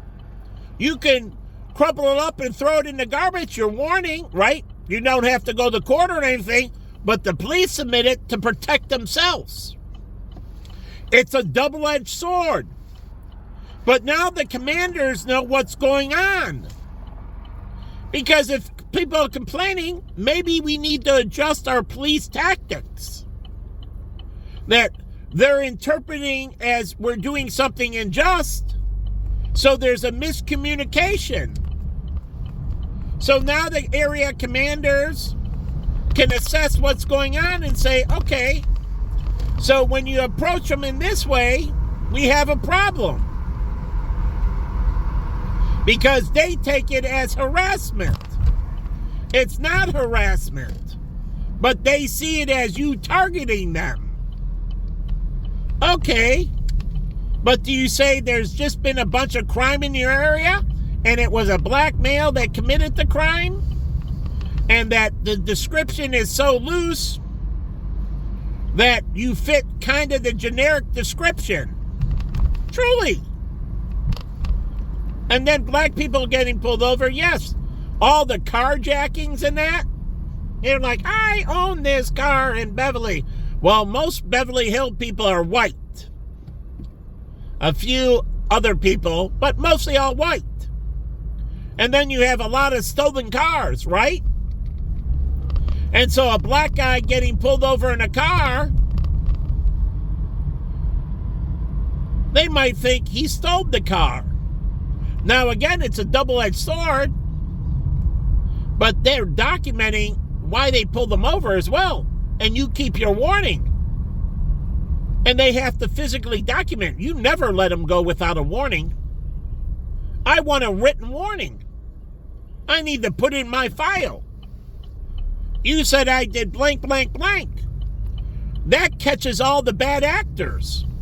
Because they'll notice, like, you tend to pull over a lot of black people on a repeated basis, but we didn't get any cars reported stolen in the area, nor did we get any burglaries or any other crimes that had a description of a black individual. So Why are you pulling over all those black individuals? Because the spidey sense goes off. What the hell are you doing? And they get to see it. So they can see these things, and it can be built with the ACLU. The warning should be working with the ACLU to build out the accountability system.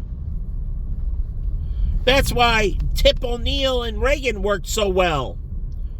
Accountability system. They used to, and you'll find out, they used to go out, they said after all that, they would go out and have drinks together, basically, whether it was in the White House or the Capitol. But the whole point is, they decided to put away the partisan stuff, and they would just go out as friends and talk as friends. It's kind of like a lawyer walks into a chamber of a judge and says, I have a hypothetical. He wants a friendly conversation, and he's going to bounce some thoughts off of him just to get a feeling of how the judge is going to react. I've seen it in process. If I had XYZ and I brought this up, how would you likely rule? Because you have to know, I have this witness, but I don't want a formal, I want an informal inquiry. But the judge could rule differently because of when it comes up to disclosure and there's other things, but you're like, okay, is this something I can submit? So it's just like an informational interview only. How many people do that for a company like Google? You want to, thinking about working for them, write a letter to the HR and ask for an informational meeting only. They'll write back saying, okay, we're looking for people in that area. Okay, you can come in and we'll give you our time. And you're going to ask them some questions. What is Google looking for? What type of resume? Say you're still in college and you're refining your, what classes do I need to take? What GPA? What criteria do I need that I don't see when you put out an ad? Because in college, you should be looking through the one ads, right? I would. And I would notice post here, post there, but Google has no posts in this area. And then I would look up and see if Google is growing in that area. No. Google is tending to wind down that area. So when you get out of college, you don't go, oh, I'm going to work for Google as this type of employee. And they're like, we're not hiring. Because you have to look at the growth trend and how many people they're putting on per year. So you need to look at the one ads and look at the one ads for your career. Because your senior year, you might have to make some adjustments in your classes. That all of a sudden, there's a downturn in your segment. You might have to go in another direction. Something that's a complement to that existing. So you can pivot back. So find something that's similar, that's a complement to that. And that if it's a complement, then it works with it, and you're building that skill base. So what did my friend Hung do when he left residency in the university in Chicago, and he went back to Los Angeles to go to UCLA, but he had to wait a year or so, I think 2 years, to start residency over again. He had to start it all over from the beginning. He went to graduate school at UCLA and got a graduate degree in hospital administration.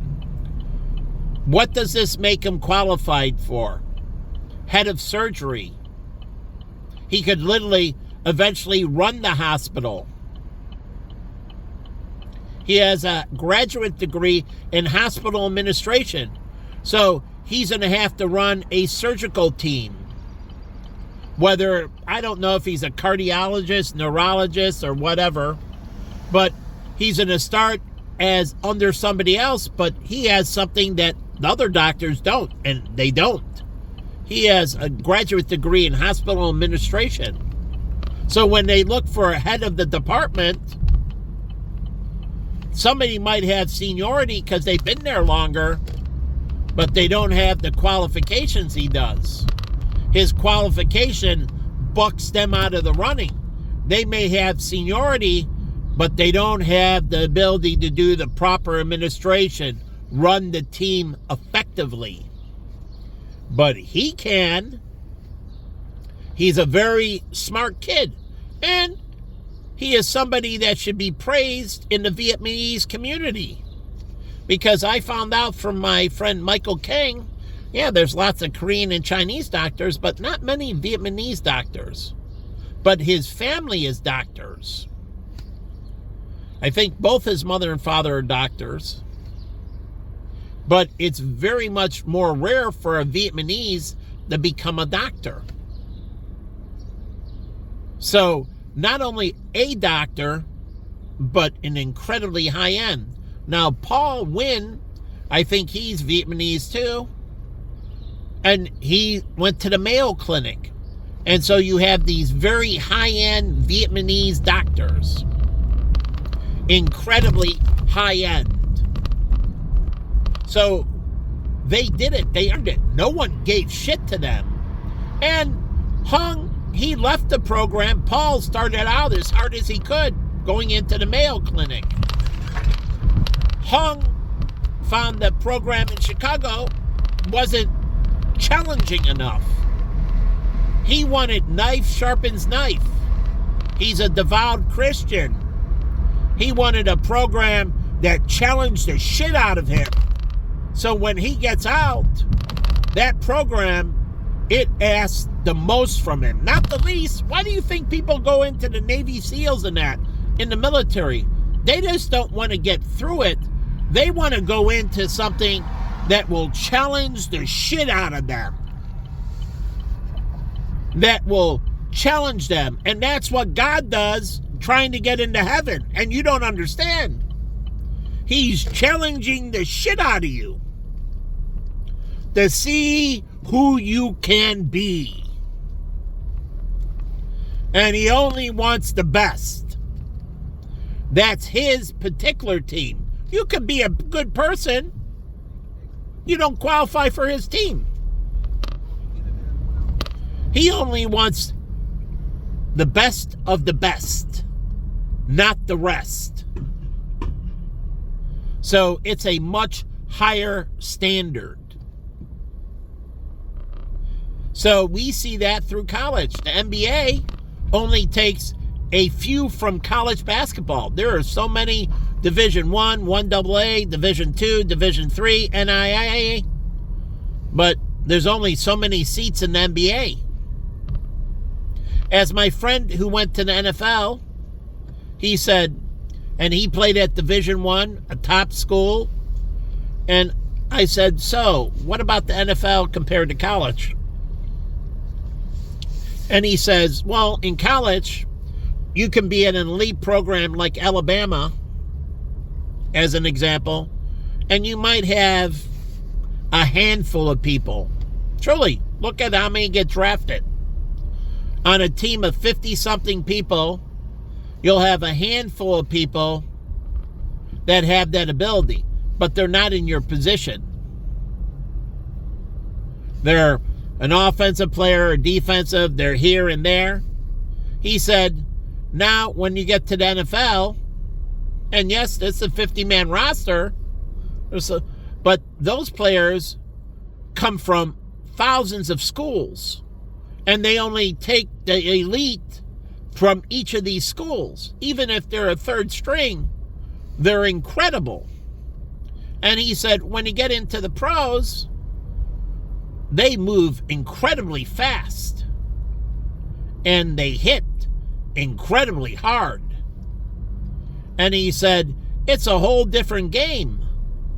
And to rise to the top of that, to be the best of the best like Michael Jordan or LeBron James or others, you have to be incredible.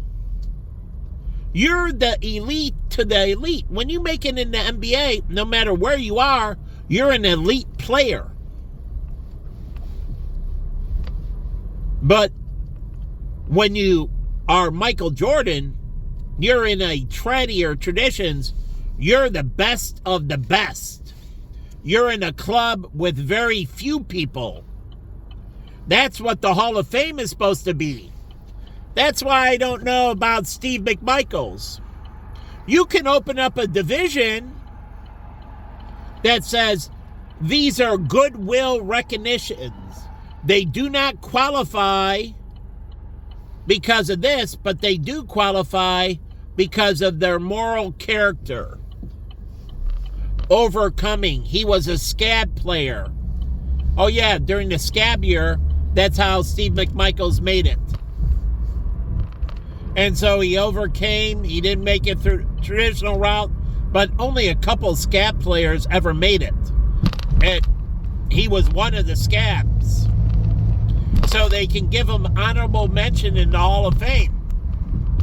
That based on statistics and other things, he doesn't meet the criteria. But because of this, like Chris Zorich, he should go into the Hall of Fame. He doesn't meet it criteria-wise, but he is very good at community building in that. And I was sad the Bears let him go. He's a very good guy. Does a lot of public work. It's just like JR, or the quarterback for Washington that got injured, never made it, RJ Griffin. But again, he is very much a community builder. And he handled his challenges correct. He can go into the Hall of Fame, again, as an honorable mention.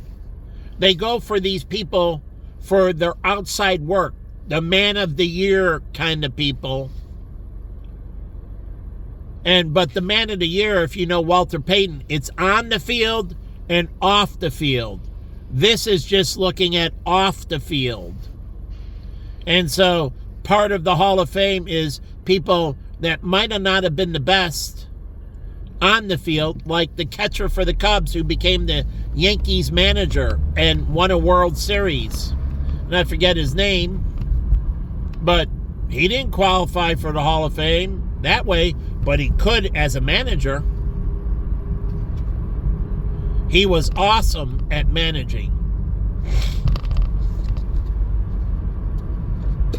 So again, you have these people that go into this goodwill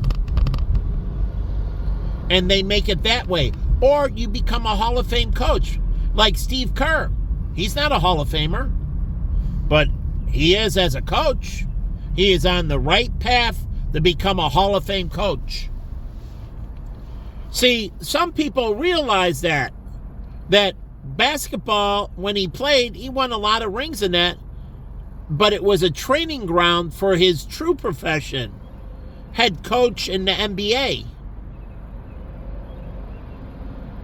So he learned from Jackson and Popovich, being on all these winning programs, and he turned down Phil Jackson at New York.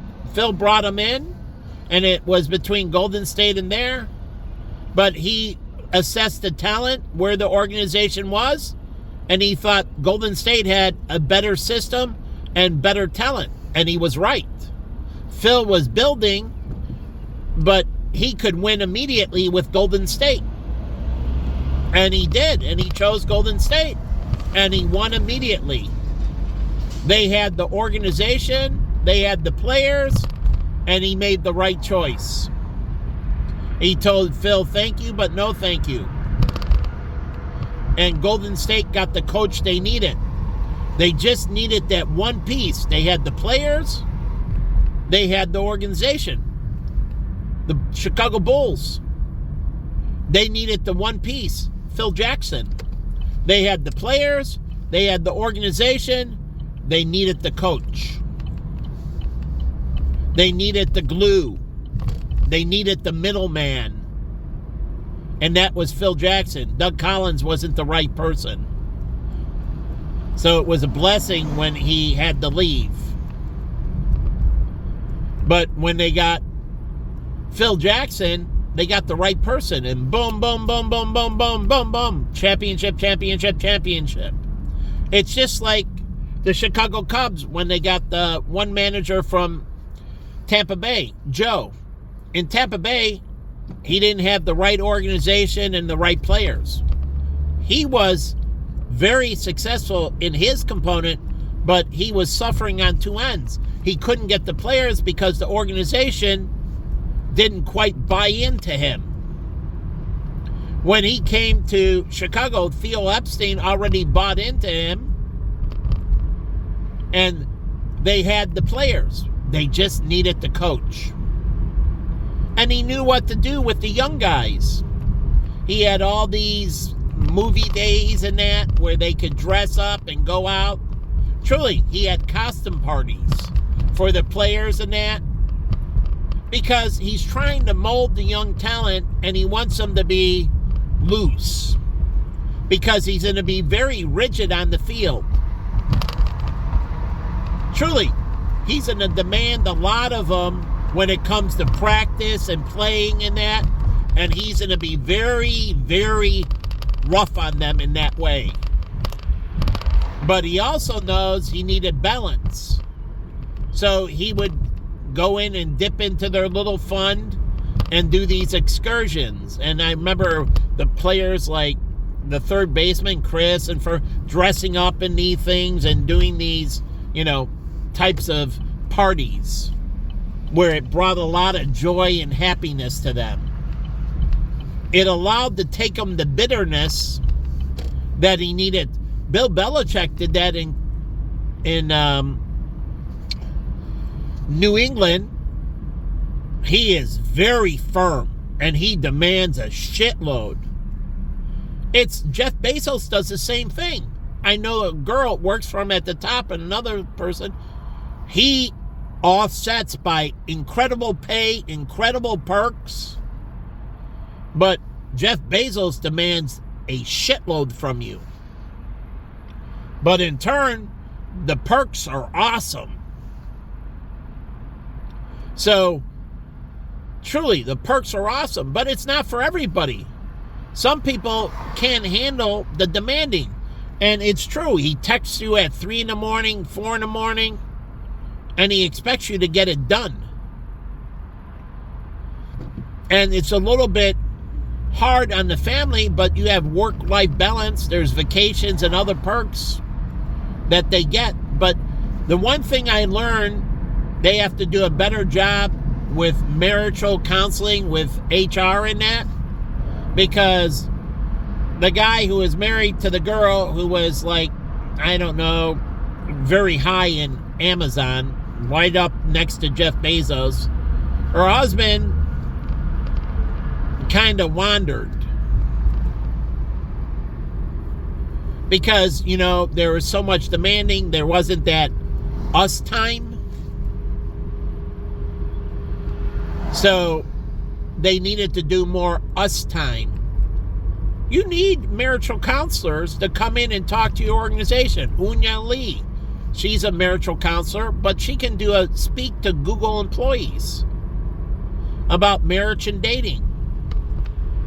She can just do seminars for Google employees or Amazon employees. Truly. And put together on their educational portal. Some people get invited, and then the educational portal, and then you use the EAP, the Employee Assistance Program. So they watch the educational portal. That's what YouTube is, right? And Google can form their own YouTube. Truly. And they watch the educational portal about dating or marriage. And then it says on it, it has the link below because it's internal. I was setting this up with Walsh Brothers. And you would have the internal and you click on, and there's the employee assistance program. And it says counseling, marital, counseling, dating. Truly. And it's right there in the employee assistance program. So they watch the video and they say, hey, I want some more one-on-one education. Having your employees know how to date right is public relations as a firm. People go, wow, my nephew Jimmy, he's an awesome guy. He had a problem in his first dating because that girl came from an only child. His second and his wife, she wasn't an only child, but she was the Augie thing, where she was the girl and her sister was basically had a disability and she received a lot of the attention. So she grew up neglected, and she did. Ashley grew up neglected, and she fits the stereotypical neglected. Now, the only child, there's two where the parents dote over them and they get so much love and affection. There's also the only child, which happened in Japan, where the girl ended up killing the other girl to see what it's like. But she was an only child, very wealthy family, but they didn't have anything to do with her. Meaning they sent her to boarding school, she had her own residence, everything, money, by the finest of everything. But the parents had nothing to do with her. That's why they created nannies. Oh, do you know that? Like my mother was a nanny for Brett and this other girl. And the girl challenged her authority. Bretty did it. Mama's boy, daddy's girl. Well, she had, you're not my mom. I don't need the answer to you, LMA. This is the girl. And they were butting heads constantly. But Bretty, no problems. And then afterwards, Bretty became a doctor. And he stayed in contact with her. Because LMA was her surrogate mother. It's kind of like Eddie and his father with the Asian housekeeper. But she was actually a nanny who did housekeeping as well. And she was the surrogate mother. Remember, his wife was gone. I don't know what, but she was the surrogate mother. And they bond that way. But it worked because it was a boy. My mother had all kinds of problems with the girl. Because you're not my mother. And so they constantly butted heads. Because I'm the lady of the house when my mother goes. Just like a guy would with a guy, Mr. French, Jody and Buffy. But that wasn't a true, because the male is going to have a little problem answering to another male. You're not my father. But he's going to be softer on a female because he naturally craves that attention. But that's right. He's supposed to repel. She's supposed to repel. In one way, it's a healthy relationship. But you have to bridge the gap. Eventually, they're going to have to recognize her authority. And that was the problem, recognizing her authority. They couldn't bridge the gap with her.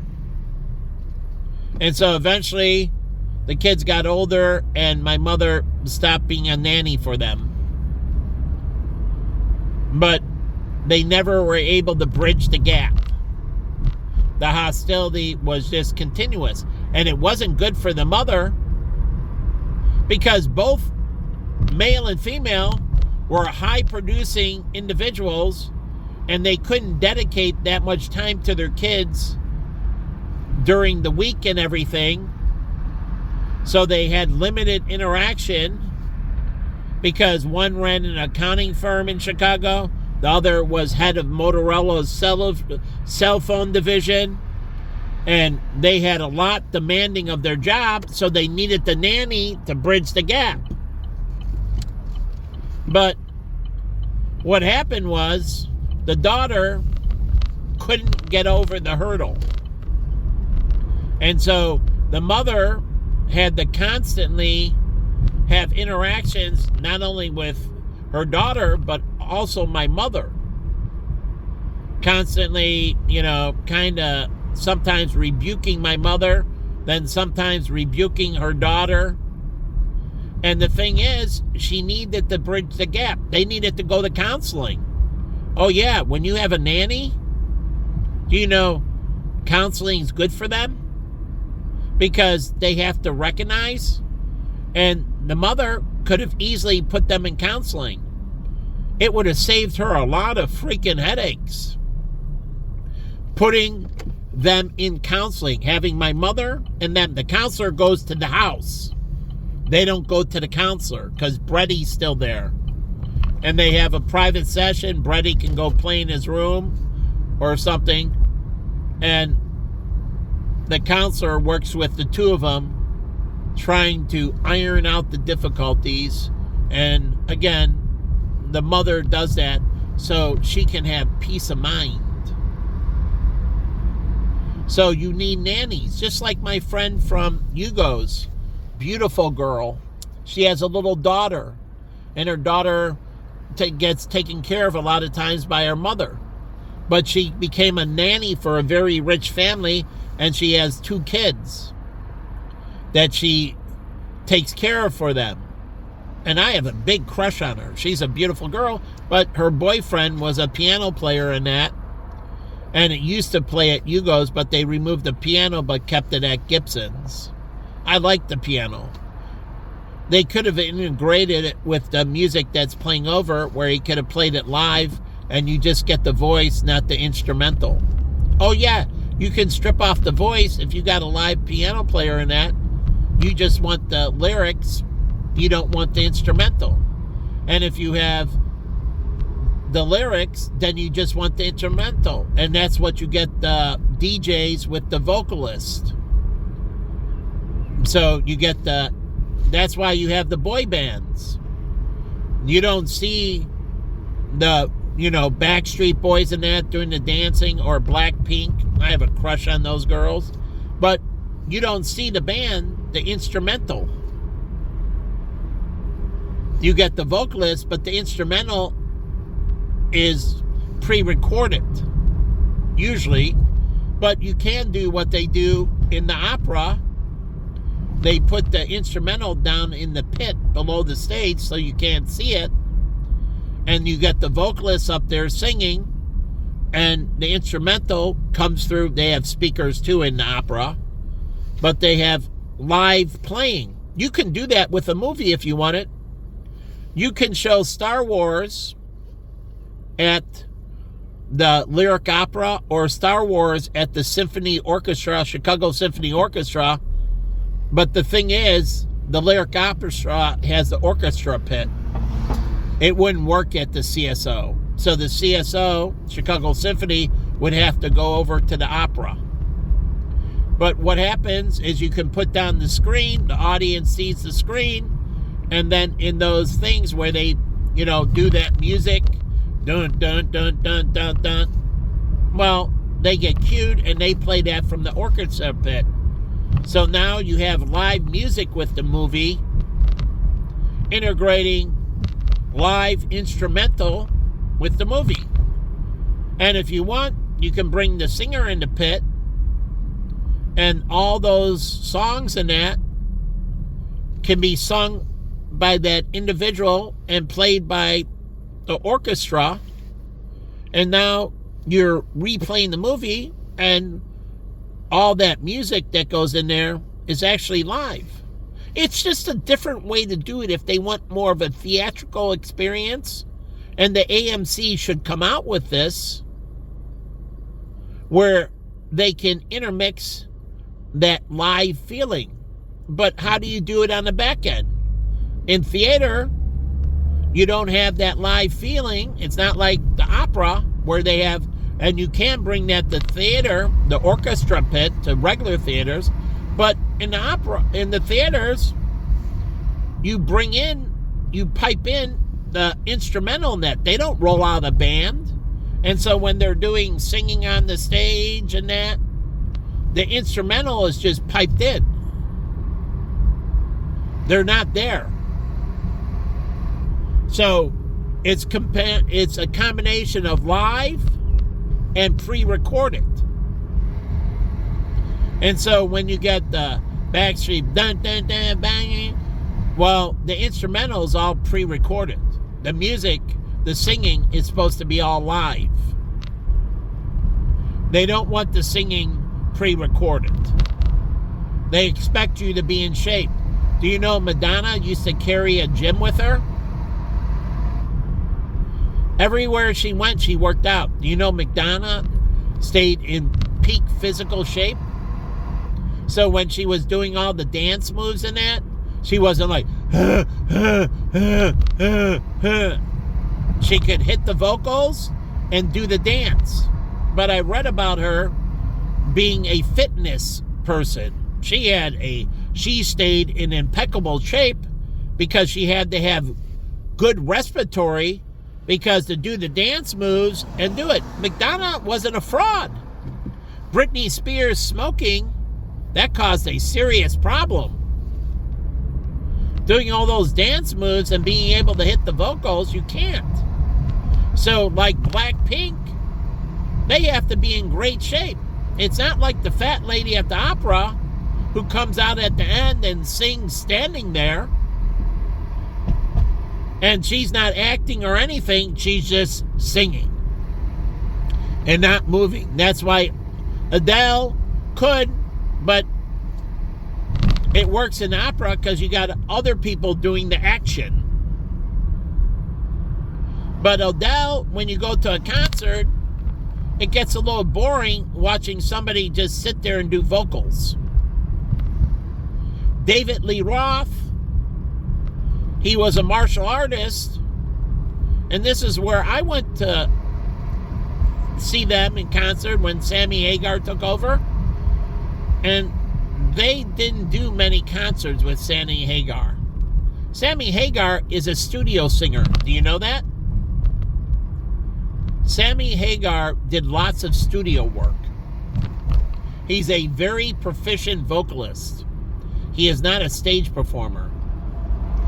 David Lee Roth did vocals and could jump and everything else. That song, Jump! Well, he did martial arts. He could seriously jump and jump kick and unbelievably dynamic movements. Michael Jackson, same thing. When you go see him, all those movements, he's got to stay in shape. Why do you think fatigue was a big problem with him? Because his stage work took so much fucking energy that he needed a sleep coach and a nutritionalist, not a doctor sticking all this shit into him, but he needed a dietitian, truly, and he needed an exercise regimen, stretching, and that to make things happen. So again, they didn't do it, and what do you get? The guy sticking all the shit in, and it ended up killing him. Because Michael Jackson, like any Elvis and that's why he died on the tour. But you watch his stage show, and they give it everything. They'll literally, Elvis almost died of a heart attack on stage. He was overweight, out of shape. And I watched at Hawaii sweating unbelievably because he's so out of shape, but he's a performer. He's going to give it his all, and if he croaks on stage, so be it. Truly. And he would literally collapse Michael Jackson from exhaustion. They put it all out there. Why do you think they were the king of rock and the king of pop? When they performed, they gave it everything. they would have been happy dying on stage. Not that it was needed, but they believed in that. They gave everything to their profession. But they didn't have the right thing. Elvis didn't have that. And again, it caused problems. So you get this group Blackpink. You have to understand, if they're in the give all, you have to watch things off stage so they get proper nutrition. In baseball and all that, they have strength and conditioning coaches and dietitians, and they have all these people watching over them. It's the same thing with a music act that's high performing. When you have a high performing stage troupe like Cirque du Soleil, you need strength and conditioning coaches, dietitians, and that to watch over the performers. These are elite athletes. They're going to perform at such a high level, and so you don't get the early death of Michael Jackson and Elvis, because they get exactly what they need to have high levels of performance, but no collapse from exhaustion or mental breakdowns. So understanding that. So you take the weight off. That's why they get assistance in that. You pay my fucking bills. Truly, you show me the bills, but you pay them just like Oprah. I see the bills, you do the rest. I don't worry about that shit. Not my concern.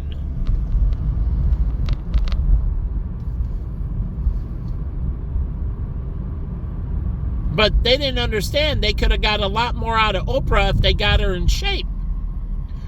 She needed to have somebody to manage that. As my friend who was a manager told me, I'm like, oh, you book all their... No, that's a booking agent. They manage their things. I'm a personal manager. I manage their lives. Matt Luber. He's a lifestyle manager. He manages all their stuff. That means he runs a personal office for them. Managing their bills, their other stuff. Truly. And he works with the booking agent and say, no, bro, we can't book then. He needs his personal time. He's got to go have sex with his wife. That's an honest conversation. He needs the nookie time. We can't book that then. They got to go bop. He needs some TLC, tendon loving caring. He's got to go home and make the nookie. And that's why I like the black guy who was teaching the girls how to dance at Belly's. His name was Nookie. He was a black kid. Super nice, too. And I forget, he had a little bit of some scar or something, but truly, he could dance. And he was teaching these girls to dance hip-hop. And I think they were from DePaul. And they were attractive. And was very much interested in the girls. But also, I was interested in the dance. And he seemed like a super guy, but he was teaching them choreography. And they did it independently because the exercise room was open, but he could have signed the contract with Bally's or worked for Hubbard Street Dance Studio. You know, there's a dance studio I wanted to go to. But do you know what they did? They didn't go with me. And I kept on saying, well, I'll go. But they wanted to go with Paul. You know, Paul's the sensitive, you know, I guess, gay guy. And they would exclude me. And I wanted to go with the girls. I love dancing. I've danced a lot in my life. And I wanted to go, but I don't like doing things by myself because I've been in so much isolation my whole life. Jen was a blessing. We were going to take dancing lessons, too, preparing for our wedding. But, again, it was awesome. I had this female who I loved and adored, but I didn't have to worry about who I was going to hang out with.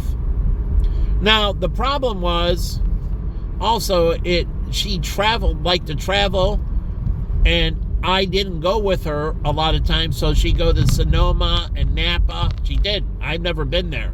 She went multiple trips here or there with her girlfriends, and that's fine. But also, it didn't work for me as well, because most of my friends, they all moved on and out, and I didn't have those relationships. So sometimes when she left, I was extremely lonely, because my brother John, unlike Jimmy, David, and Michael, and I admired them, the brothers always hung out. So if Jimmy wanted to catch some food, he could call up David and Michael and say, hey, I want to catch something to eat. Where do you want to go, bro? And then they go like, okay, I want to go to a movie. And he would call up and like, hey, Michael, I want to go to a movie. Meet me at the AMC, or David. And so I ended up hanging out with them. We go to the movie. It'd be Jimmy, David, Michael, Sabrina, Susan, because they two had girlfriends. Me and Michael didn't. We're just great friends. And so we would end up there, the six of us, watching movies together or going to dinner together. But I so admired how the brothers could hang out. It's like my nieces and nephews. They were never lonely. Why? Because Lisa can hang out with Jenna. Lisa can hang out with Jenna, Jessica. And so the three girls could hang out. And the boys did the same. So they were never alone. And when you're an only child, like the Jimmy, going back to that, they want their attention. They're not used to sharing. Meaning, I understand where they're coming from. It was nice that I could have Jen all to myself. And I wanted her all to myself. No one interrupting, no one being around. Just me and her. That's it. All to myself. I finally had somebody that wanted to be 100% committed to me and me to her, and I could have that us time. That incredibly intimate us time. I don't want we time. I want my us time. Me and a girl where we have that time with no one the fucking else. I don't share it with anyone but them. They're mine and I am them. Just like the song from Hillsong. You are mine, I am yours. It is us. There's the we time when we step out, but I could have the us time. And I so value that. I've been crying for 21 years missing that. I want that us time. And it only happens from the opposite sex. I don't want a replication of me. That's platonic time. I want physical intimacy time. Naked on naked, flesh on flesh. I want the opposite. I want cross-pollination. I don't want to be rubbing against a penis or rubbing on a man. I want a girl to rub all over me. As I told Jen, I love when she's naked and she's all over me. That's exactly what I want. I love all your physical contact. So, I loved that time. It was unbelievably precious to me. And I finally had it. And it was going to get better because she was going to work in town and I was going to get more of it. It just didn't happen soon enough and it took too long and I had a breakdown. So I know about separation. I know why athletes go out there and have surrogates. They cheat on their spouse. They need that us time. And so you have to have a spouse that's willing to travel.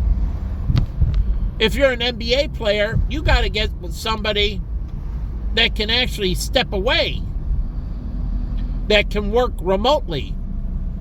That was my job with Jen. I can do everything remotely. So I could be with her 100% of the time, most of the time.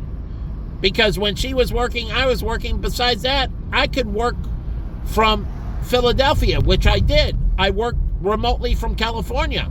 Made all my calls, did my appointments, paperwork, everything right there in the hotel room. And the thing is, if we didn't split, I was just in a extensively travel with her through my breakdown because I needed her here and there, and the company already set it up. So that was my next thing, but we split up, and now my plan to travel with her went away.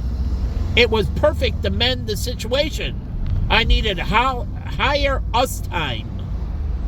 So I was going to be there with her while she traveled around the United States, so I could get all that TLC I needed.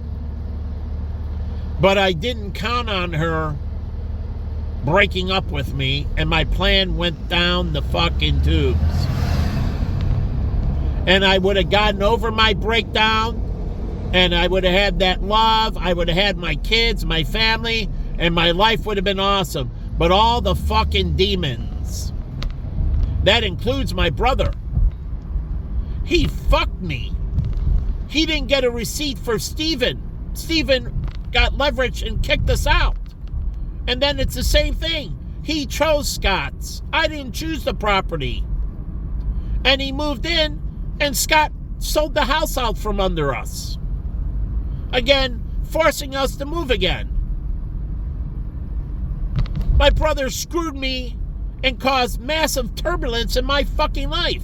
It's the same thing that happened on North Avenue, and he constantly caused this fucking instability that was none of my responsibility. It was all caused by him.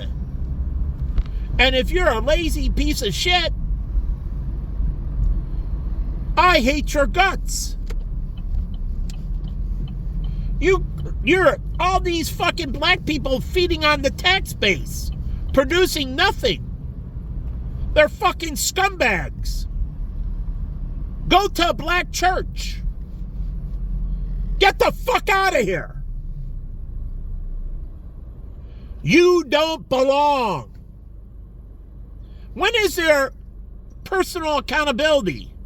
When is the black church and black urban ministry and all that, and they come around and stand up and take care of their own, right? When is that fierce personal responsibility? So I see these people like the white guy. Where are the white churches on Randolph? Where is the pastor? Oh, that's right, the pastor doesn't work at night. But I work with night ministries, and I worked at night. So where is the fucking pastors? They got such a cushy job. Oh, I stand up the podium on Sunday, I do my sermon for an hour, and then I'm done. And I might do a couple of them on Sunday. And then I'm done for the week. Must be fucking nice. You work for a couple hours, and then you don't do shit. Like at Deerfield, I watched our pastors. Like, hold it, you get paid $120,000 a year, room and board and that? And then you only work a couple hours a week, like Joel Osteen? You stand up there on the fucking thing, and then after that, you're done? Fuck you! Warren Buffett, after he eats dinner, goes upstairs and looks at prospectuses. I expect that fucking pastor over there to be on the fucking street. Working. Fucking sloth to church. Unbelievable fucking sloth. in their senior, junior pastors, a bunch of fucking deadbeat fucking scumbags. Why do you think the Catholic Church had so much problems with money and closed down churches and closed down schools? Because they're lazy motherfucking pieces of shit!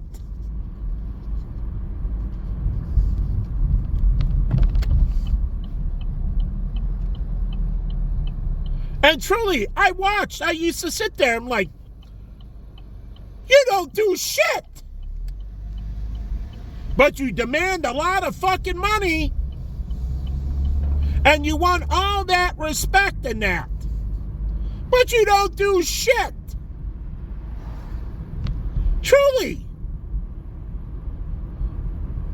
Aristotle, Thomas Aquinas, Martin Luther, they published, researched. They were activism, motherfucker. They were scholars. They were working their ass off. Pastor Rim, unlike Brad, he taught during the week at Moody College. And then he worked on the weekends as a pastor. He understood work. Other pastors had it easy. I show up on Sunday. I say a few words. See you later. See you next week. I'm going to take the next 6 days off. I don't do shit. Lazy motherfucking pieces of fucking trash. God's going to fry them. I told you most clergy burns in hell. Just to let you know. But God told me to watch them since I've been a child. Determining accountability. And the funny thing is, Mrs. Kim, very smart lady. She agreed. And so did her daughter, Jen, that I should have oversight on the pastors. What they fucking do. Also, my client, Linda. As I was working through her, as she sat with the finance and other things on the board, so did my client, Betsy. They all thought I should be supervising the pastors, watching what the fuck they're doing.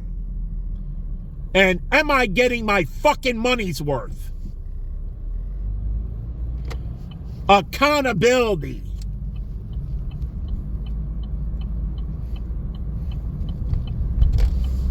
So I consider them lazy fucking pieces of shit.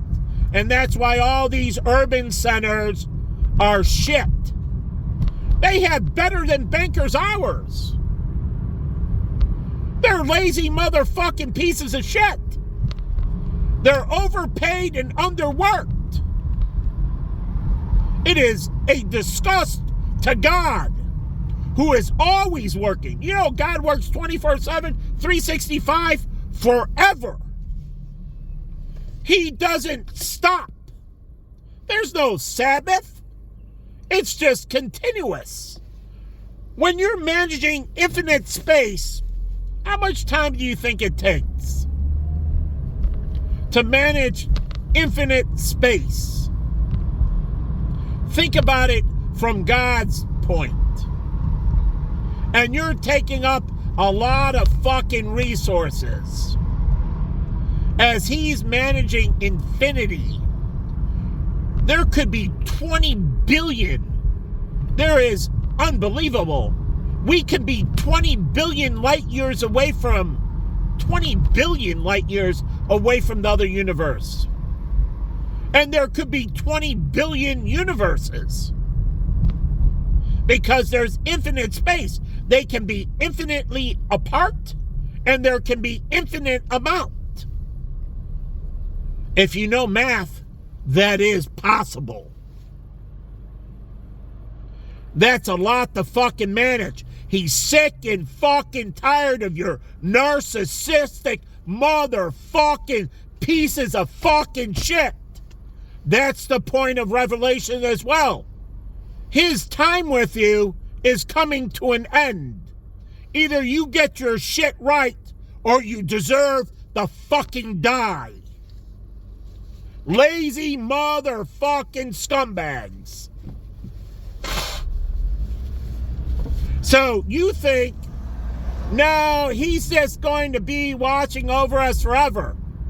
And as far as my understanding, he's about to cut the fucking cord. And either you survive or you fucking die, and he doesn't give a shit. He's a parent, and eventually he has to let his child out on his own. Live or die. That's your determination. Eventually you think, oh, he's just going to be there stroking us, mentoring us. No.